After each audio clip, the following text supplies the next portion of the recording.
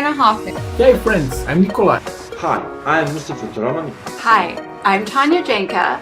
Hello. And I'm excited to be the speaker at Azure Summit 2021. It's a fantastic event that will be 11 days live streaming, Where more than 100 speakers from all over the world. I'm excited to speak at the Azure Summit about Power BI and Synapse Analytics. And I'm going to talk about security.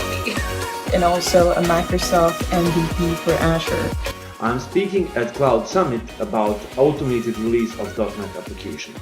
And the best part is that this is a free event. Come join me live at Learn TV on September 17th. Come join me live on Learn TV on September 14th. Come join me on Learn TV on the 14th of September this year. A bunch of other Microsoft and community speakers. So if you want to learn how to secure Azure, come to my talk. join us, it will be a lot of fun. See you there. See you there. See you there. See you there.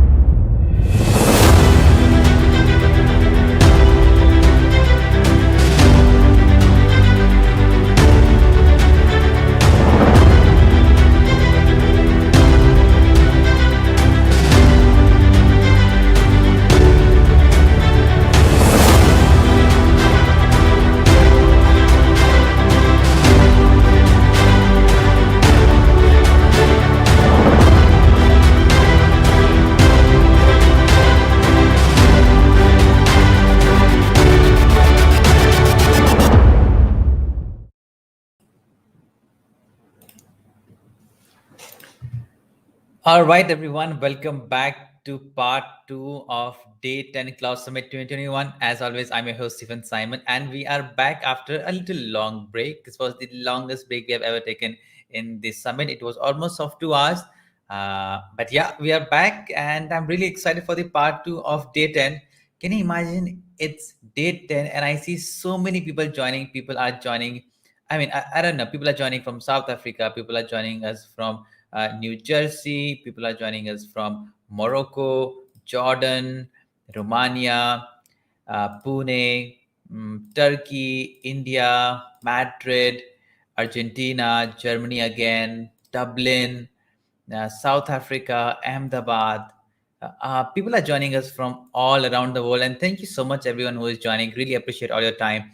Here's a quick update that we always have 3 contests going on. The very first thing is to follow code of conduct and be very nice to each other in the comments. And I've been looking in the comments. You all have been very nice to each other and on the spot. So no problem with that. Yeah. So here's a gentle reminder that there's always 3 contests going on. The first contest is the live comment contest. So whenever you ask a question to a speaker or share your thoughts, please use #Cloud Summit in the comments, and we'll make sure that we pick some winners, a winner through lucky draw towards the end of this part. But remember, just #Cloud Summit doesn't count as a valid entry. We won't be able to pick up from the tool. So it has to be a sentence or in a question. Question works best.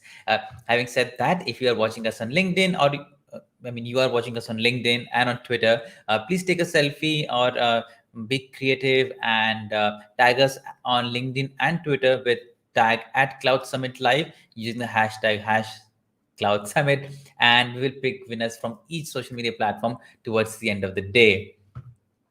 Having said that, hold on. Having said that, oh my goodness, there's so many people joining. Bangalore, Ireland, Vadodara, Egypt, Greece. Thank you everyone who is joining. So our very first session of part 2, Day 10 is by Thomas. Thomas is a Microsoft MVP, and he's going to talk about hacking Azure table storage. I don't remember if I've had many sessions around Azure table storage in this Cloud Summit. So because I have hosted most of the 10 days, so I literally cannot remember.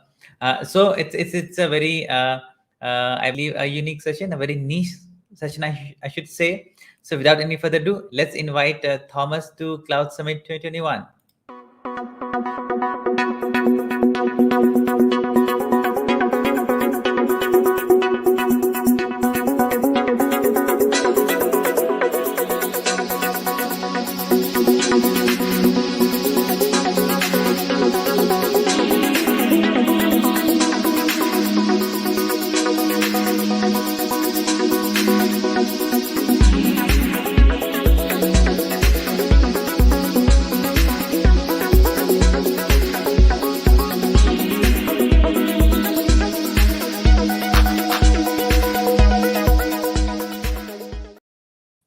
Hi, Thomas. Welcome to Cloud Summit 2021. Hey, how are you doing? Thanks for having me.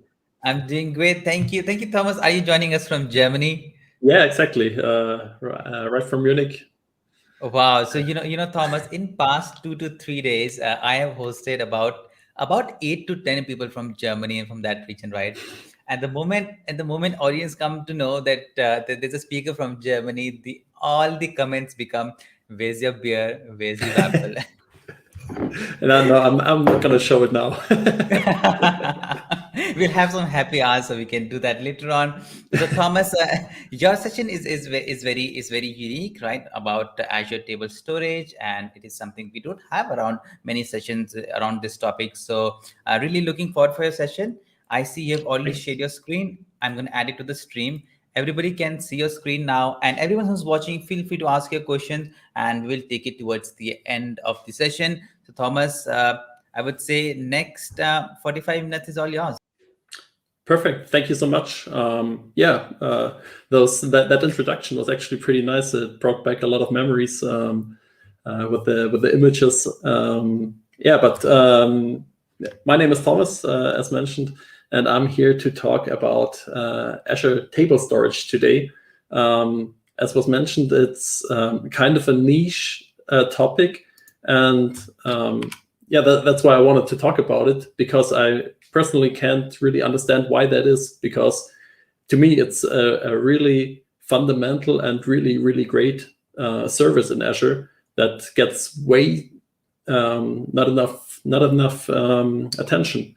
So the title is saying hacking Azure table storage. We're not gonna do actually hacking, but it's more like finding tips and tricks to help you work with those little kinks that Azure table storage has, and making it work for your project, and maybe saving a lot of money along the way.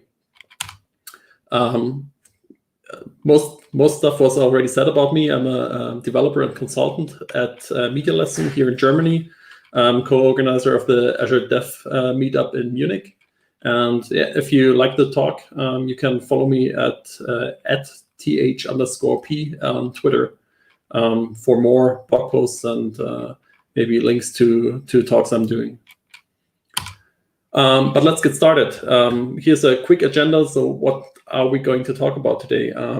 So I want to start out with the database options, a quick rundown of what we currently have in Azure and why table storage makes sense in a lot of places, I think.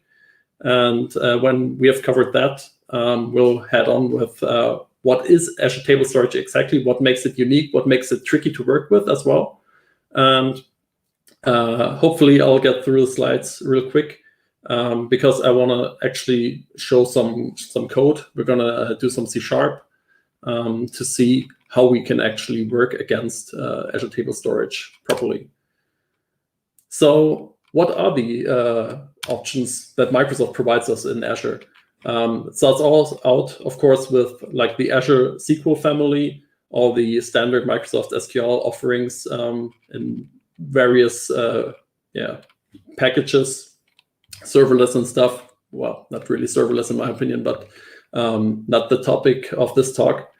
Then we obviously have like the relational DB alternatives, not from Microsoft, but provided as a managed service in Azure, like PostgreSQL, MySQL.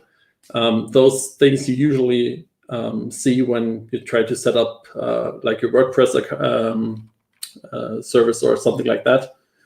And then we have Microsoft's Golden Goose, the Cosmos DB, which is basically does everything for you, but also comes at a price. So this is a fully managed NoSQL database with some great SLAs that are guaranteeing you like single-digit response times, does auto-scaling for you on a global level. And it's a great service when money doesn't really matter for you. But not all of us have that luxury. So we also have some other options for like time series data, Data Explorer, and the time series insights, which is basically like Microsoft's answer to InfluxDB and Grafana, I'd say, but very, very niche as well. Then Microsoft also mentions virtual machines, where you can basically host anything. So not really that interesting, because we're in the cloud environment. We really don't want to be managing any virtual machines just to run a database. And so that's basically it already. But what if you just need something simple, a row-based store? You don't need much of relationships handling, and something that still delivers a great performance, but at a reasonable price. And this is where Azure Table Storages come in. Microsoft doesn't even mention this service in its databases list. Because it's a bit debatable if you can call it a proper database or not, considering that this service basically just stores your text on a hard drive, and it's not even an SSD, but it's really a magnetic hard drive, where it's just being put on just like you would do with blobs, for example. Blob storage also part of the Azure Storage account, as is Azure Table Storage. So you see everything that's going on there basically just goes onto those magnetic drives. But I hope I can show you in this talk that this doesn't matter much if you find the right use cases for Azure Table Storage. So having said that, what actually is Azure Table Storage? It's technically NoSQL, or well, not technically, it is NoSQL, but it's still tabular design. So you still have your two-dimensional column-based layout, unlike maybe DocumentDB or MongoDB, that are technically document stores. And you don't get a lot of the features that you would be used to from one of those services or from a relational database. So you have no references to other table columns. You have no indexes except for those partition key and row key parts that we'll talk about in just a second. So you really have like this bare bones service that we'll try to make work, because it's still performing great and can be pretty cheap. It is one of the serverless offerings from Microsoft, so you don't have to choose any virtual machine size. You don't have to choose how much storage you want to reserve or how much performance this service should be offering you. You just create a table storage and you start working against it and pay for that, pay for what you are actually using, and don't need to reserve anything or shut down your virtual machine. It's always there. It's super high scaling, so you can throw anything at it basically in terms of data size. So basically almost everything that, or like the volume that you put into this can do the same volumes that you would do with blob storage, maybe not in single file sizes, but overall volume. It does scale very well, and that's where this partition key comes in, because this is what Azure is using to split up your data, maybe on different machines or on the same, or you don't know. But Azure is doing all that for you, and if you use that partition key correctly, Azure can scale this, can scale your data pretty much almost to an infinite point. There are some limits that we're going to talk about in a second. But yeah, these are not limits that you will usually encounter in any line of business app, for example. So I talked about the partition key and the row key already. These are the only two indexed columns in Azure Table Storage, and those two together, they create this composite index. So the partition key plus the row key is your unique identifier for a single row in your database. And this combination needs to be unique, obviously, across your whole table. I mentioned it several times already, but you can't mention it enough because this is the main point. We're even looking at this. It's by far the cheapest option to store some data in Azure, maybe next to blob storage, but yeah, much more versatile than blob storage for like normal data that you would use in applications. Here's a quick math. For 10 gigabytes and 1 million reads a month, you pay roughly 41 cents. If you compare this to Cosmos DB, for example, there only the 10 gigabytes already cost you like 5 times of that. So this is roughly the factor we're working with here. And 5 times, I mean, here 40 cents compared to €2, that's not a lot. But if you have like a huge database and lots and lots of traffic, this can or will definitely make a huge difference in your bill at the end of the month. So let's run quickly through some limits here. As I mentioned, table storage like blobs or queues are part of the storage account. So you create a storage account, you get immediately your table storage, and you can have 250 storage accounts per subscription. And in that, you can have an unlimited amount of blobs, tables, containers, etc., with a maximum request rate of 20,000 requests per second across all the services that you're using in the storage account. So it might make sense to, if you're ever getting close to that, might make sense to really make use of the 250 account limit, because the storage account itself doesn't cost you anything. So this way you can split like your request rate and your ingress and egress limitations across the storage accounts without having to pay anything extra. And of course, if those limits are, you're reaching those limits, you can always request higher limits through the Azure support. We also have some limits for the table storage itself. We have 500 TB per table with 1 megabyte per row or entity, which is a lot, I'd say. But yeah, you need to be aware of those limitations. And also you have a limit of 255 properties that you can have in a row, so 255 columns in your table.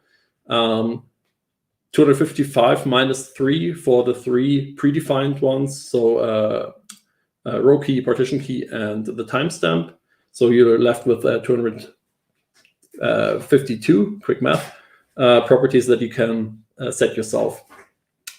And yeah, you have some size limitations for partition key and row key, and for transaction size, you have 100 entities or a 4 megabyte limit, and also 20K transactions per second per storage account, which I already mentioned in the slide before.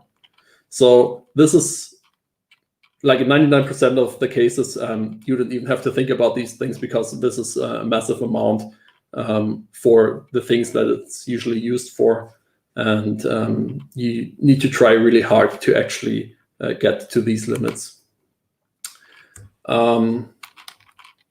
And we have some throughput limitations for partition. So this is actually one of the limitations that is interesting. If you're working against one partition in the database, it could happen that you're running into throttling issues. So if you're have multiple processes working against one table, then it might make sense to looking at the partition key. How can I split up transactions into different partitions so I don't run into this 2K entities per second limit. And again, higher limits available through Azure support. So as you might have gathered from what I've told so far, is the main challenge of working with Azure table storage is the database design. So the good news is it's super flexible. You can just add columns as you want. You don't have to worry about any schema, any migrations for your database. You don't have to work with entity framework and create migrations for that. You just add a new property to your entity and you're good to go. But for the design in terms of what row key and what partition key do I pick, this heavily impacts how performant your app is going to be. So first thing to think about when designing such a database structure is what do I actually want to optimize for? Do I have lots of inserts and maybe just a few reads, or is my app really query heavy? Do I just read a lot of the data and don't maybe insert that much? Or maybe even deletion could be a factor that could change the approach how you're going to partition your database. So the idea is that you try to put things together that are queried together, because for a single request, you always want to stay within one partition to avoid a complete scan of the table. If you're looking for a row and you don't know in which partition it is, then Azure will scan the whole table, which could be quite expensive in terms of both money and execution time, because it has to look through the whole table, and it could be millions or billions of records there. So you always want to search or query within a partition, and while doing that, you also want to keep the partition as small as possible, because like if you just have one big partition in the database, then a table scan and a partition scan are basically the same thing. So putting everything in a partition that gets queried together makes a lot of sense, but trying to split up the partitions in small groups for things that are not queried or inserted together, definitely the way to go. As I mentioned, transactions are limited to a single partition, so that's why you want them in a single partition, because otherwise you actually need to request either request multiple times, or you have a table scan, or for inserts, you have to split up your inserts by partition and insert them that way. You can insert a group of entities simultaneously as a batch for a single partition, but not across partitions. So what's a good row key value? The row key ensures that the combination partition key row key stays unique within the database, and obviously the partition or the row key needs to be unique within a partition to basically ensure that it's unique across the table as well. And you can take advantage of the lexicographical order for querying. We'll be looking at this as well, how to keep that in mind. Depending on how you want to query your data, it might make sense to choose a row key, depending on the lexicographical order that they're being held in the database. Maybe even you need to have multiple tables or even storage accounts to take advantage of all the organizational levels in Azure storage, table storage. So you have like your storage accounts, you have your tables, you have partitions, you have rows. All of these can be leveraged to share your data or to store your data in a way that querying and inserting might give you a performance boost.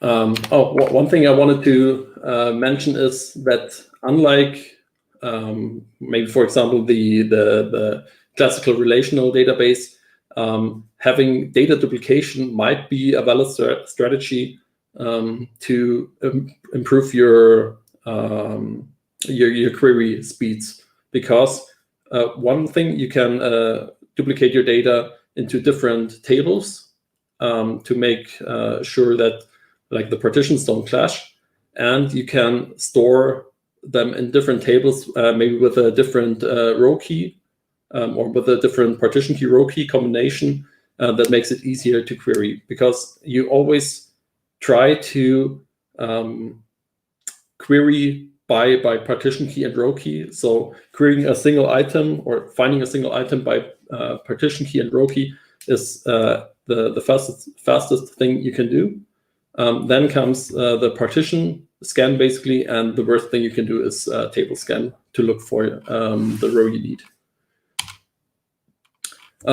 Here's a quick quote from the docs. I just read the second part. Keep in mind that there's no limits of the number of partition keys in a single table. So having millions of partition keys is not a problem and will not impact your performance.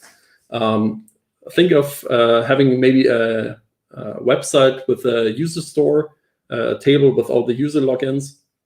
You can for sure use the user ID or the email address as the partition key if it makes sense in your in your design or how you query the data.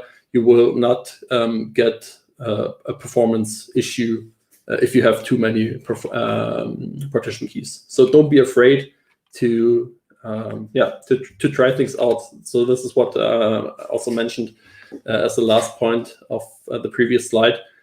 Create proof of concepts to validate your design ideas. This is can be done really quickly, but it's super valuable to do that. Before we get into the code, and I see I already spent like half of my time, so I'll try to hurry up a bit. One thing that is a bit challenging is finding the correct NuGet package, actually, because Microsoft has a lot of them, actually. So we have the windows.azure.storage package, which is the first one they came up with. It's .NET Framework and .NET Standard, but has been deprecated since. Then there's the Microsoft.azure.cosmosdb.table, which is .NET Framework and has also been deprecated. Then we have the Microsoft Azure.cosmos.table. So note the difference between those two. You want the one without the DB, or maybe you don't. It's not been deprecated, but it's also not the newest one. The newest one is the Azure.data.tables, which is based on the new Azure.core, I think it's called, libraries. So those are both .NET Standard. And if you have the choice, if you're starting a new project, I'd recommend going with the newest one, obviously. But maybe you're relying on some other tools that maybe are using the well-established previous package as a dependency, and maybe you want to prevent dependency bloat. So choosing the Microsoft.azure.cosmos.table package might, in some cases, make sense. But if you're free to choose, definitely go with the latest one. And that's also what we're going to do now. So let me shuffle a bit my windows here, so I can keep an eye on the stream as well. And I created here a small console application. Also prepared a few classes here that we're going to use in just a second. But let me start out with adding the NuGet package. Here we go. So azure.data.tables. Browse. Here we go. So note the version 12.2. This is basically what all the current Azure SDK packages for the different services, or at least for the storage services, as far as I'm aware. Thomas, I'm really yeah. sorry to interrupt. Can you please zoom in? Is there a way Yeah, you for can sure. zoom in? I'm sorry. I'll go and code and zoom here in. Perfect. Thanks for Thank you. letting me know. Is that good? That's perfect. Thank you. All right. So here we have just a few default variables. We have the connection string I took from the Azure portal, which I'm definitely going to change later on. Then we have a table name to work against. I have some sample data prepared, which we can take a quick look at here. So this is basically just a CSV file with, where's my cursor? With around 260,000 lines, already prepared for partition key and row key, and with 5 sensor values that we're going to try to insert into the database. So this is what this is pointing to, and then we're just holding total lines and lines processed, so we can show some progress. And what we want to start doing is inserting this CSV file into table storage to see how fast we can actually insert 250K lines. I'm also going to add here a stopwatch just to see how fast the process is working. And then, let's see. One thing we first need to do is to create a table client. Let me just copy over. I'm going to do most of the stuff, or I'm going to copy over most of the stuff now because we're already a bit behind in terms of time. So I'm not going to bore you with typing all that out. So we need a table client. I'm going to hold this here. I'm using this already there. We have the connection string. The table is missing, so this is this one. And hopefully now, so it takes the connection string, takes a table name, and takes some options with where I've enabled logging, which we can take a look at later. And so once this is done, we're gonna basically like do here. Here we call our test methods. I'm gonna do those. I'm gonna put those into a separate method just to quickly switch between the different showcases, basically. And after that, we're gonna stop the stopwatch and just print out how long this has actually taken. And to start out, as I mentioned, we just want to read the CSV file and add this to our table. So I already created the Azure table storage, as I mentioned, and we can start working against this right away. So basically what I'm doing here is I'm just reading the file until the end. I'm going to skip the header line, and then I'm going to read this, and I'll put this into this device identity. And the device identity inherits from or implements the table entity interface, which basically tells me, okay, your entity, it needs these 4 properties. So partition key, row key, timestamp, those we already know about. Timestamp is getting populated automatically on every insert or update. And the e-tag is a mechanism that allows us to verify if a row has been replicated to a different region, or if we have set up like fallback store. This way we can ensure if replication has already been taken place. But this is not important for now. And so basically what we're doing here is we split the CSV and we parse it into a double into the sensors. And yeah, there's nothing more to this. And when we have this entity, we can add this device entity to the table, and then we just count the lines processed, and every 1,000 lines we're gonna do a console log to see how fast this is going. So let's give this a shot. Hopefully it builds. By the way, yes, I am very nervous about live coding because, yeah, a lot of things can happen. So maybe, yeah, a few prayers to the demo gods to see, or to hope that everything works all right. Having said that, nothing is happening. Let's maybe just start this again. Okay, at least we're already getting here. Interesting thing is that I'm not seeing any console output.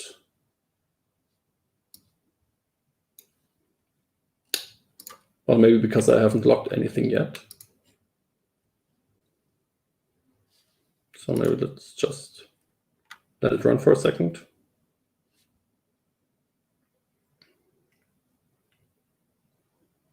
Let's do a quick console write line at the beginning, just so we know that technically something could be there. So let's just log start here. Oh, let's go.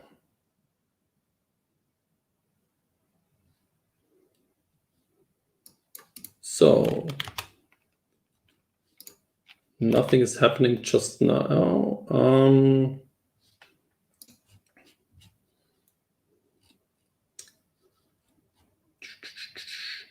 Let me quickly check my backup project. If this doesn't work, we can just go back to the backup project. It's not that nice to work with that, but yeah, better have a backup ready for these kind of situations. Console write line. Static.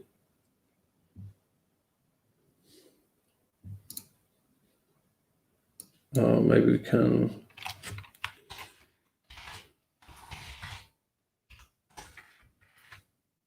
Oh, that's not what I wanted.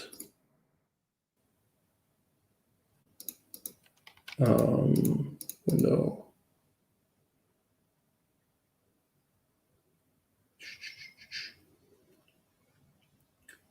Huh, okay. Let me see if the other project can be used instead.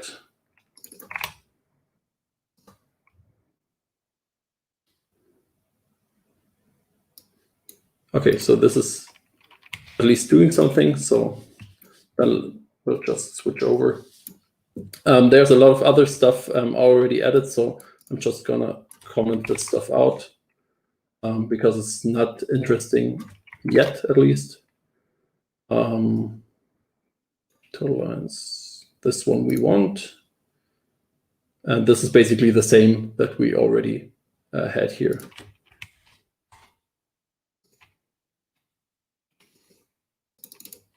So let's see if this is better. Okay, we're getting a lot of stuff here happening. One thing I want to disable is this here.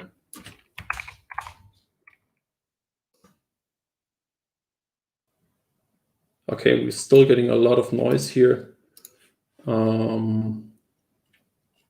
Probably due to the logger being misconfigured. So let's see. So right.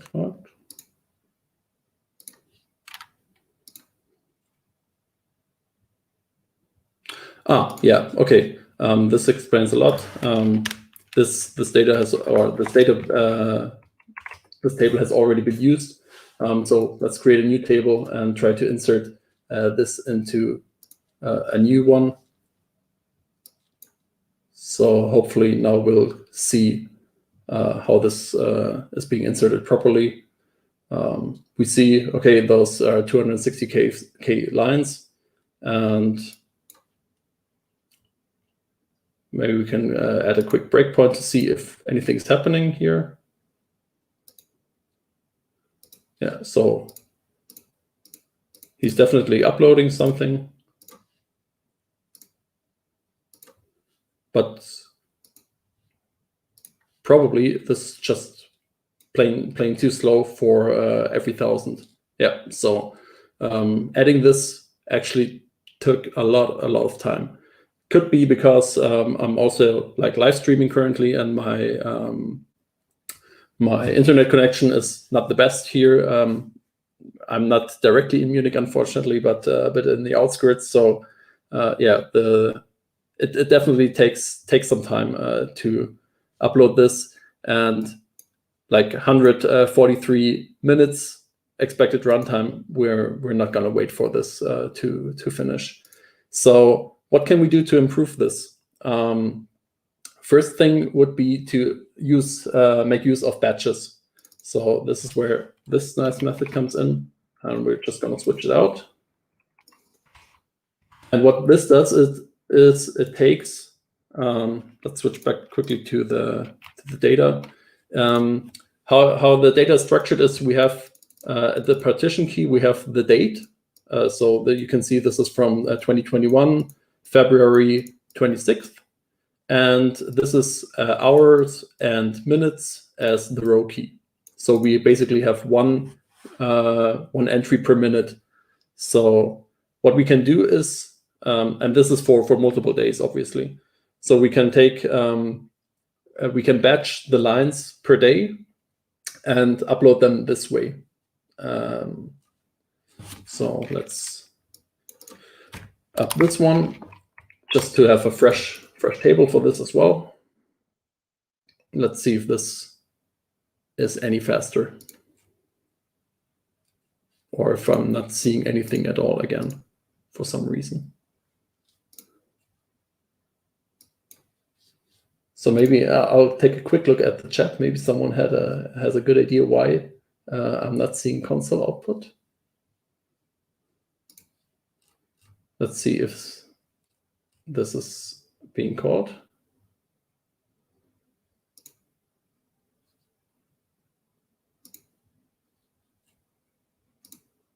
Did I link it correctly? Yeah, it's there.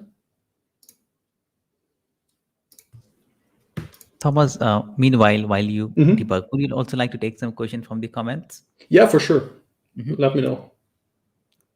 Okay, so the first one is coming from Sneha. Sneha is asking how to balance database performance and Hive availability in the cloud. It's a bit generic, but what would be your first advice?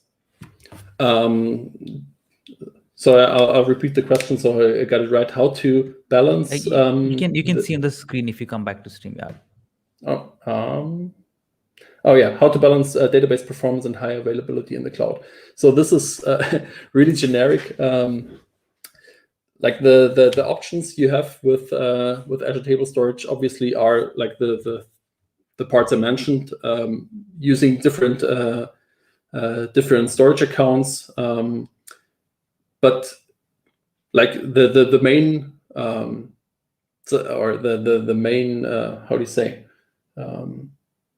tip I have for you is like don't solve imaginary scaling issues.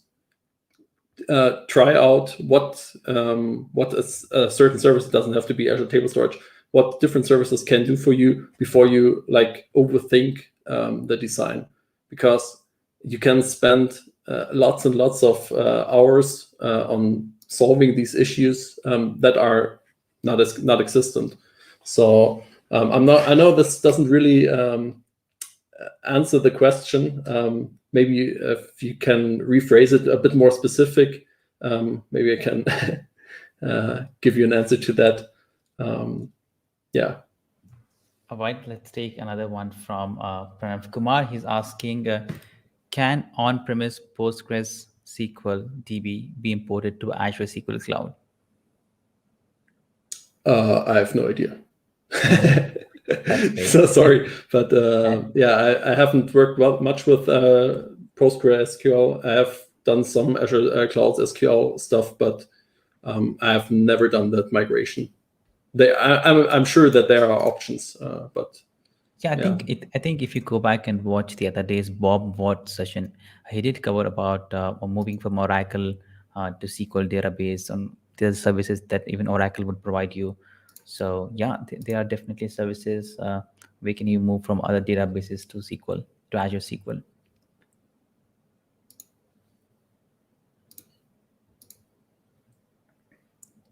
There's another question coming from Yash. You go ahead. I'm just wondering why my Visual Studio is now leaving me hanging completely. Yeah, there's a demon. Have you ever witnessed a paranormal activity, Thomas? I feel like I'm doing right now. So the code that works on Friday doesn't work on Monday. Yeah, I mean it worked just right now. You've all seen it. Not sure if this is like. I mean, one thing that always works is like just restarting Visual Studio. Actually, I want to have this one. And maybe do a clean, and then, yeah. Let's hope for the best. Yeah. Let's see. Clean solution.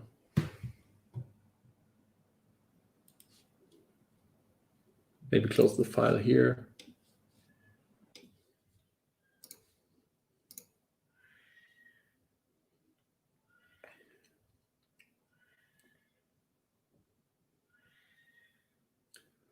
Nope. Okay, let's continue, and I'll just show you. Oh, now it's happening. Wait, what? Okay, I won't complain. Let's just run it. All right. All right. Yes, please upload. Maybe you would like to zoom. Yeah. So, as you can see, way faster. Like we were down from 2 hours to like 20 minutes. Even faster, it's speeding up still. So way better, but maybe not quite there yet. Let's take another look, or how can we still improve this? And one thing would be to actually do those uploads in parallel. So we can take all the batches and then just submit 10 batches at a time, which we're doing here. So we can do submit transactions, the line batches, and the batch tasks then are weighted all. I'm not going to show you this now. I can tell you it's way faster again. So then we're down to like 5 to 10 minutes if we do this like this. It's definitely recommended to try out a few different variables, how big your batch sizes are. I mean, the line count, the maximum you can do in a batch is 100 lines, but how many batches you want to work with in parallel, this you can try out for yourself to see what gives you the best performance. And one other trick I can suggest is currently my Azure table storage is hosted in EU West. So in Amsterdam, I think this is. And so this is quite a long way for the data to travel. So what I've done is simply created a virtual machine inside the same data center. So there's basically no latency between the storage account and the virtual machine. And I've uploaded this little console application that I built, and I'm just passing here the data CSV. This is the same file. It's also got like 28 megabytes. I'm passing this to this service, and you see how much of a speed improvement we get here. So like below 1 minute, and this is basically the performance we're looking for. So if you're planning on migrating a lot of data to Azure Table Storage, definitely, or for that matter, to any of the storage services, just put them into a nice virtual machine. This isn't even a big or powerful machine. It's just the the low latency that helps here a lot. While this is running, there are two other options that you can do for optimizing your speed in .NET. So one thing is you have a default connection limit, which is defaulting to 2, so number 2. So you can in default in .NET you have a limit of 2 connections, TCP connections per IP address, and this basically will limit a lot of the traffic that you could potentially do. So if you're trying to send 10 batches in parallel, but you can only open 2 connections, then this will definitely hinder you. It didn't make that much of a difference as I would have expected, but it's definitely recommended by Microsoft to increase this limit. And also you can disable the nasal algorithm. I'm not going to go into any networking theories now, but this basically also slows down a bit your connection, which is on by default, so make sure to turn this off. I'm just going to hurry on because I think we're almost out of time. One thing I wanted to mention for sure is I talked about how the lexicographical order is important for, or can be used in your advantage. So that means that if I have a row key, then it will start with the letters A, then B, then C. We can take a quick look here at our inserted data. We used import 19 is the one that I just did on the VM. So you can see here the row key within the partition key will increase. So the lowest number or the lowest letter will be in the beginning, and this is also this will also be returned by the database when you query your data. So if you want to get the latest 5 entries that you've added to the database or to a certain partition, you want to make sure that they are inserted at the top of your table. And how you can do this is by finding the correct code, snippet. Here, create ordered entities. So basically creating 1,000 entities with this device, or 1,000 rows with this device entity and the partition key of default. And now what I'm doing is I'm taking the max value of datetime in ticks, and I'm subtracting the current time in ticks, and I'm making sure that the result has 19 digits, and that way I can ensure that every entry I add is automatically added at the top of the table. And I'm going to quickly show you how to then query this. Let's see. So getting a single entity is pretty straightforward. You just call the table client get entity with your partition key and your row key.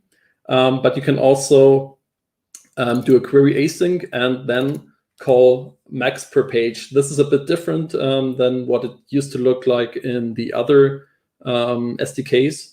But this is like the new way, and what you get in return is a async pageable. And what this allows you to do is to iterate through the result. And once you get to the next page, it automatically, the table client automatically downloads the next page for you. And you don't have to work with continuation tokens and stuff like that, like we used to with the old NuGet package. And then you have 2 options. You can either await for each through this. Let me uncomment it so you can see it a bit better. You can either directly for each through these devices in the result, and then just grab 4 and or 5 rather, and then break after it. Or you can get the results as pages, meaning you get those 4 items in this page, in the first page. You just call here to list, and afterwards you're done. So this is a quick way to get the 5 newest entries from your table.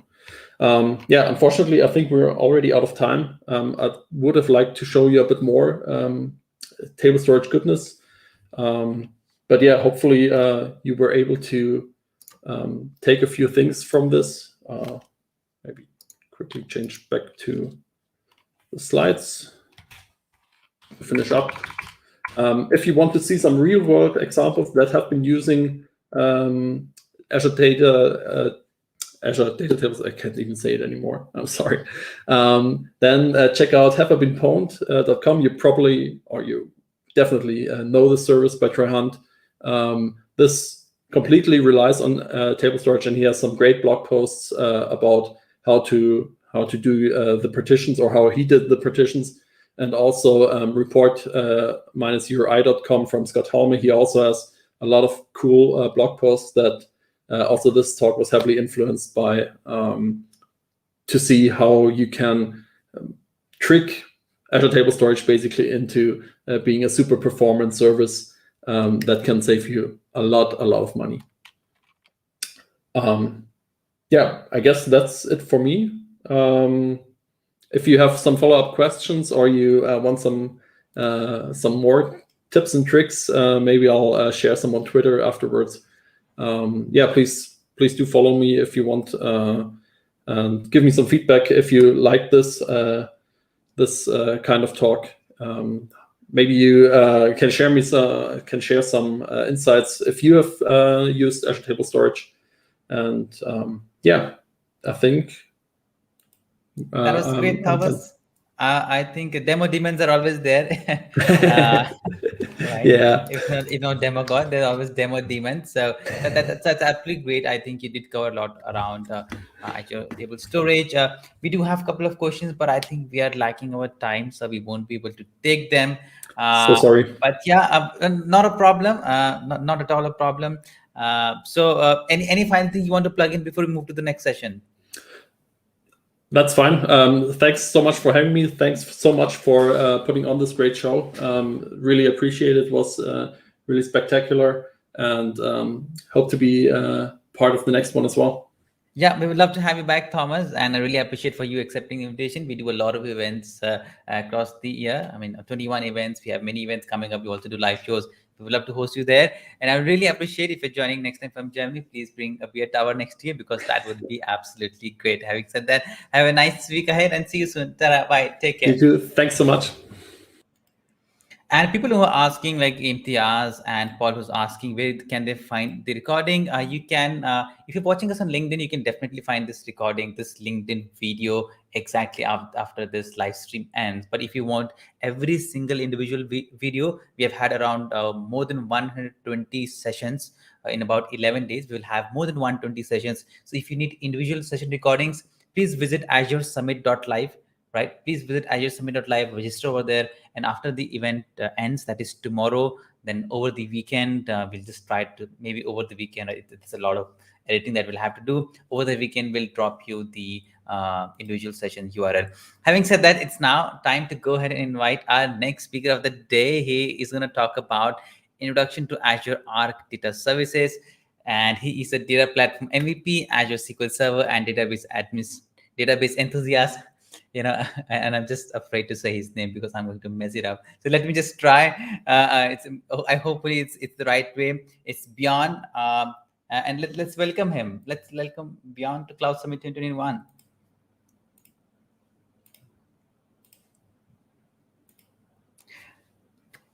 All right, Björn, you are muted.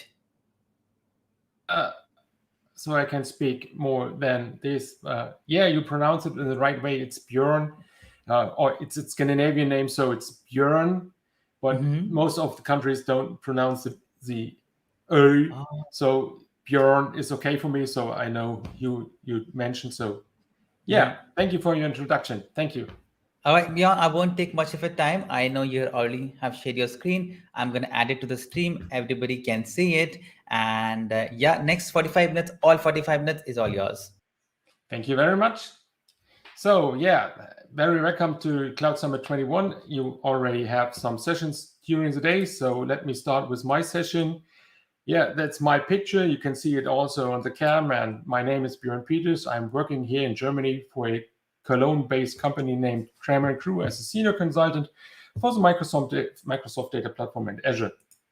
I know the SQL Server since version 6.5, which is now nearly 21 years ago. So yeah, I know it pretty much. So since 2016, I'm also the main organizer of the Azure Meetup here in Hamburg, Germany, where we have monthly regular meetings. So we are talking about a lot about Azure. I'm a past member of Germany here, so we are not a subchapter of the world-based pass, so we are not in trouble with the retirement of the PASS Global. So PASS Germany is still there.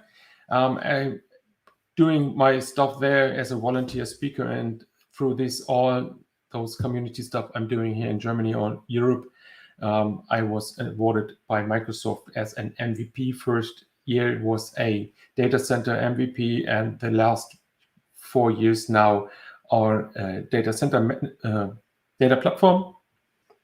So yeah, in my free time or spare time I'm a father, I'm married, I'm a husband, I'm doing snowboarding, cycling, and a lot of geek stuff. So as you can see here, I'm writing a German written blog, SQL aus Hamburg, which means I'm from Hamburg, so SQL from Hamburg.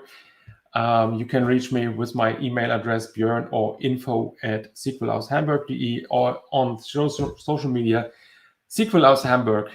H means Hansestadt, Hamburg, which is German, so it's some kind of historic to the Hanse from earlier 18th, 19th. So yeah, let me start with my session. Right now, I want to talk to you about Azure or Azure Arc, and what is Azure Arc, especially Azure Arc Data Services.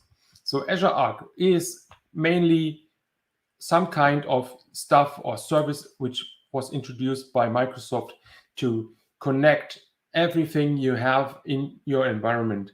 Doesn't matter if it is multi-cloud, doesn't matter which cloud, if it is on-prem, if it is on Google, if it is in Alibaba, if it is in AWS, it doesn't matter. Even as you can see here on that screen or on the page, doesn't matter if it is Azure Stack HCI, if it is an Azure Stack Hub, any hardware, doesn't matter. The vendor size doesn't matter. You can connect this to Azure Arc, and Azure Arc will be the main centralized portal service which is able to connect all those application environments, servers, data services. As you can see here, for example, also Azure Stack Edge or Edge devices, IoT devices, into one portal. So Microsoft wants to enable you to centralize all those environments to one single plane.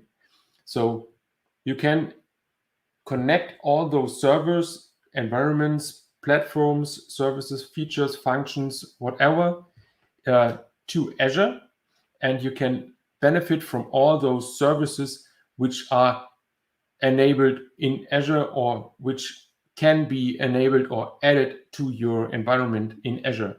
So actually, you have, for example, a lot of different services, multi-cloud. For example, you have AWS, you have Google, you have Alibaba, and you have, for each of these environments, you have one portal or one command line interface which you're using daily for your administrative tasks, and you have to switch between all those environments and all those tools. For example, on-premise, you have VMware, you have, for example, a Nutanix, a Rancher, a whatever system admin center, and you have to switch between all those administrative platforms, service tools to maintain all your environment. Microsoft wants to enable you with Azure Arc to put them all into one tool and give you the opportunity to use one centralized tool, command line interface. You can also use Azure CLI to maintain all those environments into one place. So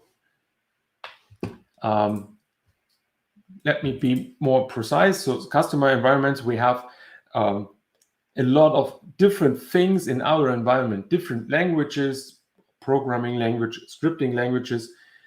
We have a lot of different environments, VMware, hardware, desktops, servers, databases of a lot of different manufacturers or vendors, Microsoft SQL Server, MySQL, MariaDB, Postgres, or whatever there is. Maybe you have some applications which are already containerized, so you might also have some kind of containerized environment where you want to, or where you are running also those kind of containerized applications, web servers, functions, doesn't matter. And also here, as I already said, mentioned functions or services, legal applications based on containerized applications.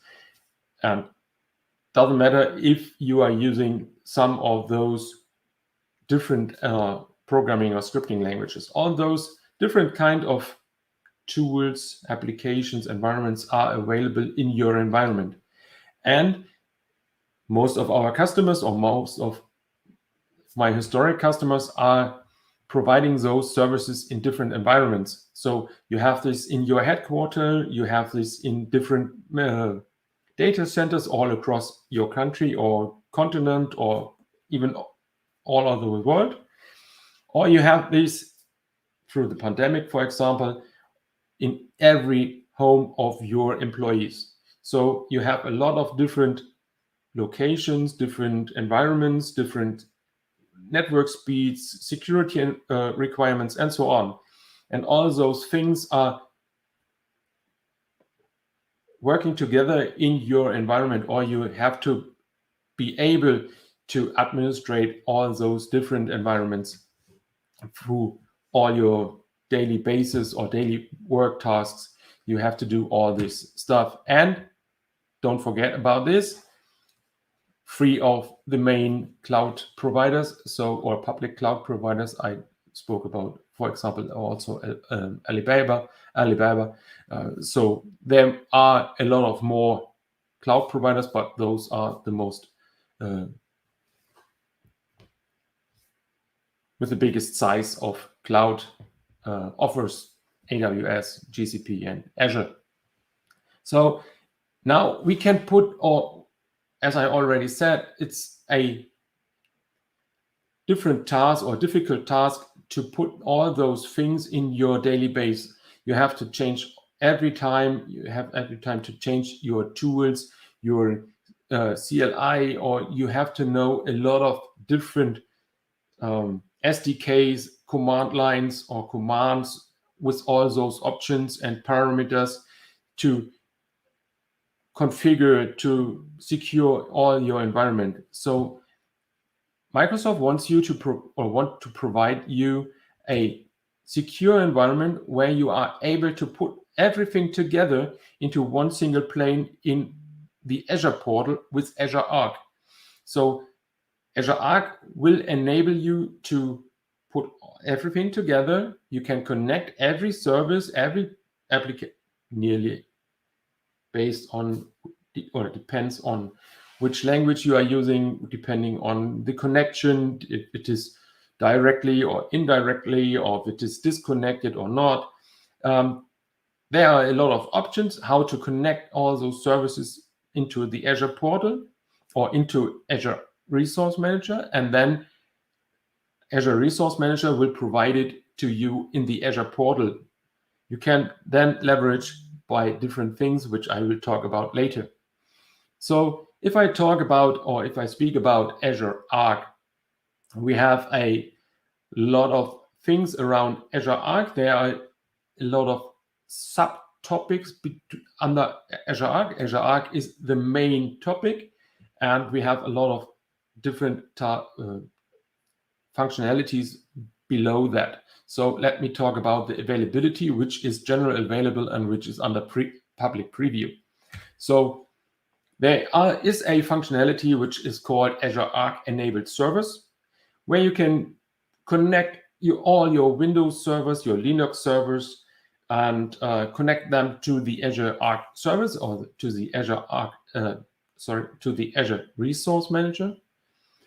Then you can benefit from the opportunity built into Azure to inventory and organize all those servers into logic groups, into different locations, and then you can also apply your Azure policies, for example, or Azure security, Azure Defender things also onto those servers, or you can scan those servers or apply all those policies also to your on-premise servers. Doesn't matter if they are also running on-prem or if they are running into GCP, AWS, doesn't matter. You can connect that server, virtual machine, hardware, doesn't matter. Also here named Windows or Linux, doesn't matter if the operating system. You can connect them to Azure, and then you can apply all your security scans, your security measurements to those servers. Even so, you can roll out some role-based operations. So you as an admin have full access, and for example, the financial department just have access to the cost overview or cost billing center of Azure Arc. And so you can differentiate between all those roles in your departments so that not everybody sees everything. Then we have also the Azure Arc enabled Kubernetes. So also here, like Azure Arc enabled servers, you can connect your localized or wherever you are running it, your Kubernetes system, and you can roll out, connect that Kubernetes to Azure Arc, and can also benefit from all these services, as I already said, security, Defender, log management or log analytics, and so on. You can also use all those things on your Kubernetes system. And through, for example, Azure, as it says here, Elastic Scale, you can, for example, use Azure Automate or automation to build some automation skills, tasks all around your log analytics. So if you, for example, sees or through your logging mechanism, logging alerts and so on, you can see that the CPU is more than 80% in an average. Then you can make or send an alert which triggers an elastic scale or a scaling mechanism which enables your Kubernetes to roll out more than those free or default or actually running worker nodes, for example. Yeah, and Azure Arc enabled Kubernetes is also able to run or could be run as a support for disconnected mode, which means, for example, if you're running your Kubernetes on a ferry or a holiday ship, then you can run it there. And if your ship comes into a cruise ship, that's the name I'm searching for. So if you are running your Kubernetes on a cruise ship, if your cruise ship came into the next harbor, then it will be connected to the next internet, Wi-Fi or so on. And then you can transfer all those logs, cost centers, things, and so on. You can all send all that usage data into the Azure portal, and then you can leverage all those data which are imported into the Azure portal and scan them for some alerts or what you can look at them, what's happening there. So this is the disconnected mode, for example. Then there is Azure Arc Enabled Server, which I can get into detail later on. Below Azure Arc Enabled Data Services, you actually are able to roll out an Azure SQL Managed Instance, or you can also roll out Azure Postgres SQL Hyperscale, but that is still in preview. So actually general available Azure SQL Managed Instance. So you can not just roll out your Azure SQL Managed Instance in the Azure environment or in the Azure data centers, West Europe, North Europe, East US 2, or whatever. But you also can roll out in your own data center, which I will explain later in detail. So let me go on here. General available Azure enabled SQL Server. Below Azure Arc, you can also just connect, or if you connect a server, a normal Windows server, for example, which is running SQL Server on it, then you are also able to add like a extension on these Azure Arc enabled servers mechanism, which also sees or finds your SQL Server on that machine. And if you are providing a administrative account which is able to connect to your SQL Server service, then you can also, for example, do an inventory, or you can also, as I mentioned here in Azure Arc Enabled Servers, do inventory and organization, governance and security. You can also do an assessment to roll out or push your security policies from Azure Portal into your Azure Arc Enabled SQL Server. So let me start with a hybrid environment with Azure Arc, or how to benefit from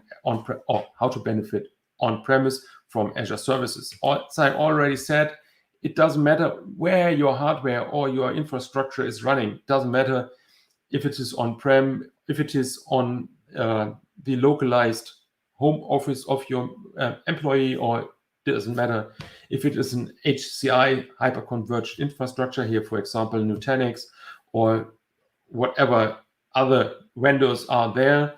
Doesn't matter, AWS, Google Cloud, Azure, whatever. So all those environments have all the different tasks which come together and which have you to do or to maintain within your during daily business day. So you have to organize and govern all those things. You have to make sure that everything is secure, and you have to protect every environment, every device, and also monitor those devices, services, and applications within your environment. And if you are getting all those log data, statuses, running tasks throughout your environment, then you might be able to automate and deploy, or even deploy new services. With Azure Arc, you will be able to do this at any location, at any scale, with diverse resources in traditional and public clouds. So it doesn't matter where it is running, what is running, you will be able to benefit from all those services within one portal within the Azure service. So let me be more precise to this. Let me show you what are those services I'm talking about. So we have the Azure portal, where you can find all those things like log analytics, alerting, automating things, logic apps, and so on. You will be able to restore everything, every data you are getting from your Azure Arc enabled services are getting into Azure Arc, into Azure Resource Manager. You will be able to use Lighthouse. You will be able to use Azure Backup to, for example, back up your Azure SQL Server. Resource Graph to benefit from log analytics, getting data out of your logging, and so on. And as I already said, Azure policies will be rolled out, or can be rolled out to those servers. Azure Cost Management will be a helper for your financial department to make sure that you are not expanding your budget for these services, or to give you an overview how much costs or how many costs you will use for that services in other clouds, for example. Azure Recovery Service Monitor PowerShell. PowerShell, you will be able to use the Azure CLI, AZ commands to administrate all those services. For example, your SQL Server on-premise will be also, or can be also, administrated by Azure, by the Azure CLI or PowerShell from the Cloud Shell. Functions, templates, auto-manage, Azure Update, Blueprints, also some services named around all those Azure Arc-enabled services. So SQL in a hybrid environment. So we are coming more to the data service. So if you want to run a SQL Server or a SQL environment in this Azure Arc environment, hybrid environment. So yes, there are Azure Arc enabled data services, which means you are able to run a Azure SQL managed instance in your environment and or a Postgres SQL hyperscaler. As I already said, also you might be able to connect your already deployed SQL Server on a VM, on a hardware, it doesn't matter. You can also connect that SQL Server to Azure Arc. So you see that SQL Server in your Arc overview in the portal. So let me start with introducing you directly to Azure Arc Data Services after I told you what is in Azure Arc in general and how to deploy a SQL instance into your data center. So let me start with Azure. So we have a Azure subscription, a user for that user account for Azure Arc, or your company is also already running a big environment in Azure. Then you want to roll out Azure Arc and benefit from all those services I already named here. And you say, yes, I have an application which will be take a benefit from rolling out Azure Arc to that application, or you want to run a Azure SQL managed instance in your own environment, which might be a data support or a database provider for your application, which is also running in an on-prem environment, which you are not actually able to, for example, migrate to Azure. So for Azure Arc enabled data services, we need at least an Azure Arc data controller. That is a requirement for Azure Arc data services. So that, as you can see on from the icon, it is a containerized application or environment which will be rolled out by deploying that Azure Arc data controller. That data controller is always there. It's doing some data collection. It is doing some monitoring. It is a platform for rolling out, for example, the Azure SQL managed instance or that Postgres SQL hyperscale. But most important thing around this is how you can, or how to deploy this, or what is the main requirement to benefit from all these Azure Arc data services. You have to provide on-prem and Kubernetes system. Azure Arc data services will require you to roll out a Kubernetes system on-prem or wherever you want to deploy that data services. So let me start with what is this Kubernetes? Why is this a requirement, or what is this in general?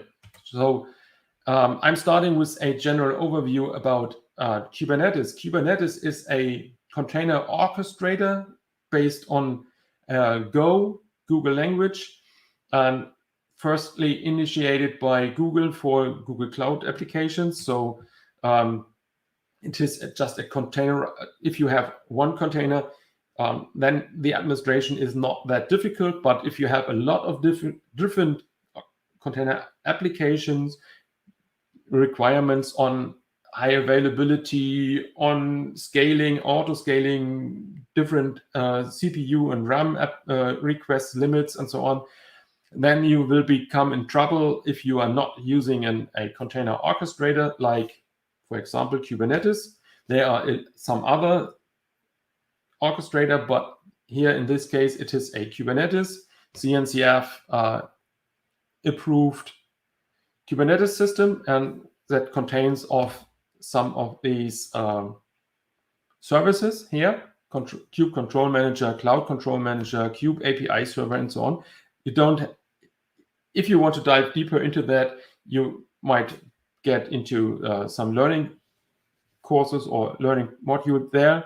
But talking to you about, you have a Kubernetes master. That is the most important thing. The master is controlling your complete system with all those services around that. Your Kubernetes system also consists of Kubernetes worker nodes. Those are the working nodes where all your container or pods will be deployed to. And depending on your requirements, on your workload, you have not just 1 or 2 or 3 nodes. You might even raise to 100 worker nodes, depending on all your requirements. And you can see here, Kube API Server is communicating with Kubelet, Kube Proxy, and so on. And as you can imagine, there is not just a cloud control manager. There is also some kind of cloud where you might connect to. So, for example, if you're running your Kubernetes system on-prem, then you can connect it also to your environment into the cloud, like Azure Arc, or you might roll out or spread your worker nodes also into the cloud so that you have a hybrid environment. Let me get into an explanation in a more simple way. So we have a master server, which is the brain of that Kubernetes service, and we have worker nodes. On that worker nodes, there was running earlier versions a Docker daemon. So Docker as a container runtime was running all those containerized workload. Actual systems or newer versions, I think it was 1.20 or 1.20, it changed from Docker daemon to containerd. So if you're, for example, deploying now a AKS service with an up-to-date or the actual version of Azure AKS, then you will get a containerd daemon. So just to know that. If you're deploying on that worker node, or if you, for example, deploying a SQL workload on an Nginx workload on your container or as a containerized application to your Kubernetes, you will deploy a pod or more pods. Within those pods, so those pods are a little bit of those kind of logical grouping of containerized application. For example, you can put together a WordPress application and then MySQL or MariaDB put together in a WordPress environment, and that WordPress environment might be one pod. So in that pod, you're running several containers or might running several containers. So you are running a container within a pod on a containerd on a Kubernetes. So if you are new to Kubernetes, you have to get in touch with this definitely. So what are the requirements if I want to roll out a Azure Arc Data Services controller? What are those requirements? First, I have to make a decision. Do I need or do I have to connect my Kubernetes or my data controller to Azure Arc directly or indirectly? Which means directly, there is an steady up-to-date running or still alive internet connection to Azure, like a VPN, if like a normal fiber connection, I don't know, whatever, there is the option. If you connect, if your Kubernetes is always able to connect to Azure, then it is a directly connected mode, which is actually in public preview. If you are deciding, yeah, there might be some kind of issue and we don't want to have a internet connection to our Kubernetes, then you have to build some kind of workaround. I name it like this. It's not really a workaround, but that's how it works. You have to export all your cust data, usage data, log data, and so on by executing a AZ CLI command, and also upload that data, the JSON data, into the Azure portal to push all that data into the portal for log analytics to benefit from all those data. That is indirectly connected mode, as you are just sending that data or exporting that data from your environment to a jump host, and from that jump host into the cloud or directly into the cloud. So that is the first decision you have to do. Then, as you might already know or mention, you have to fulfill some requirements on your workstation, on your environment. For example, on my admin PC, to roll out that Azure Arc Data Services functionality, I have to use Azure CLI, as I already said that a lot. So then there is an Azure Arc data extension for that Azure CLI. Ideally, you have to use or deploy on your machine Azure Data Studio. I will show you that later, why you have to do that. Then in the Azure Data Studio, you might, or depend on what you want to deploy, you might use the Azure Arc extension on the PostgreSQL extension for Azure Data Studio. Of course, as you have to deploy that on a Kubernetes system, you have to roll out or install your Kubernetes CLI, which is the kubectl, which is the command line interface, the normal administrative command line interface for Kubernetes. A curl system, normally you have that on your workstation, or if you deploy it as an OpenShift, then you have additionally to install the OC. That is one way, or that is the basic requirement how to install the systems or that application. And then we have some kind of steps which we have to provide or execute within the rollout. For example, here with AZ CLI, we have to log into Azure. We have to create a service principal name with a role of contributor into the Azure Arc environment or Azure portal, your company subscription. Then you have to create a resource group in whatever location you want to have that. And within that resource group, you can deploy that data controller, which connects automatically to, or creates a connection between your local Kubernetes or multi-cloud Kubernetes and Azure Arc Resource Manager. Different way, you might also use kubectl to create everything like this. It's a similar way, but some people more like the Azure CLI, some like more the kubectl. So this is depending on your requirements, depending on what you love more. So it's your personal choice how to do this.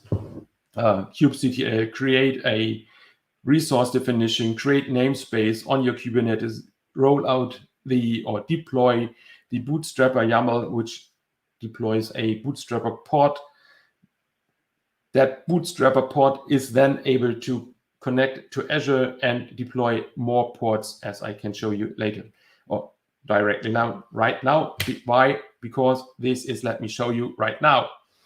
So I have prepared something for you. Let me switch here. I have, for example, here in my environment, I want to show you right now. I have provided a Google Cloud Platform Azure Arc demo, where I'm running actually a Kubernetes environment, which is actually sized. Come on.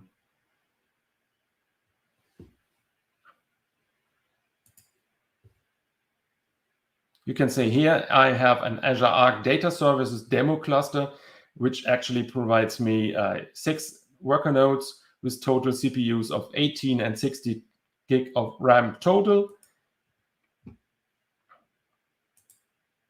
I can switch into that.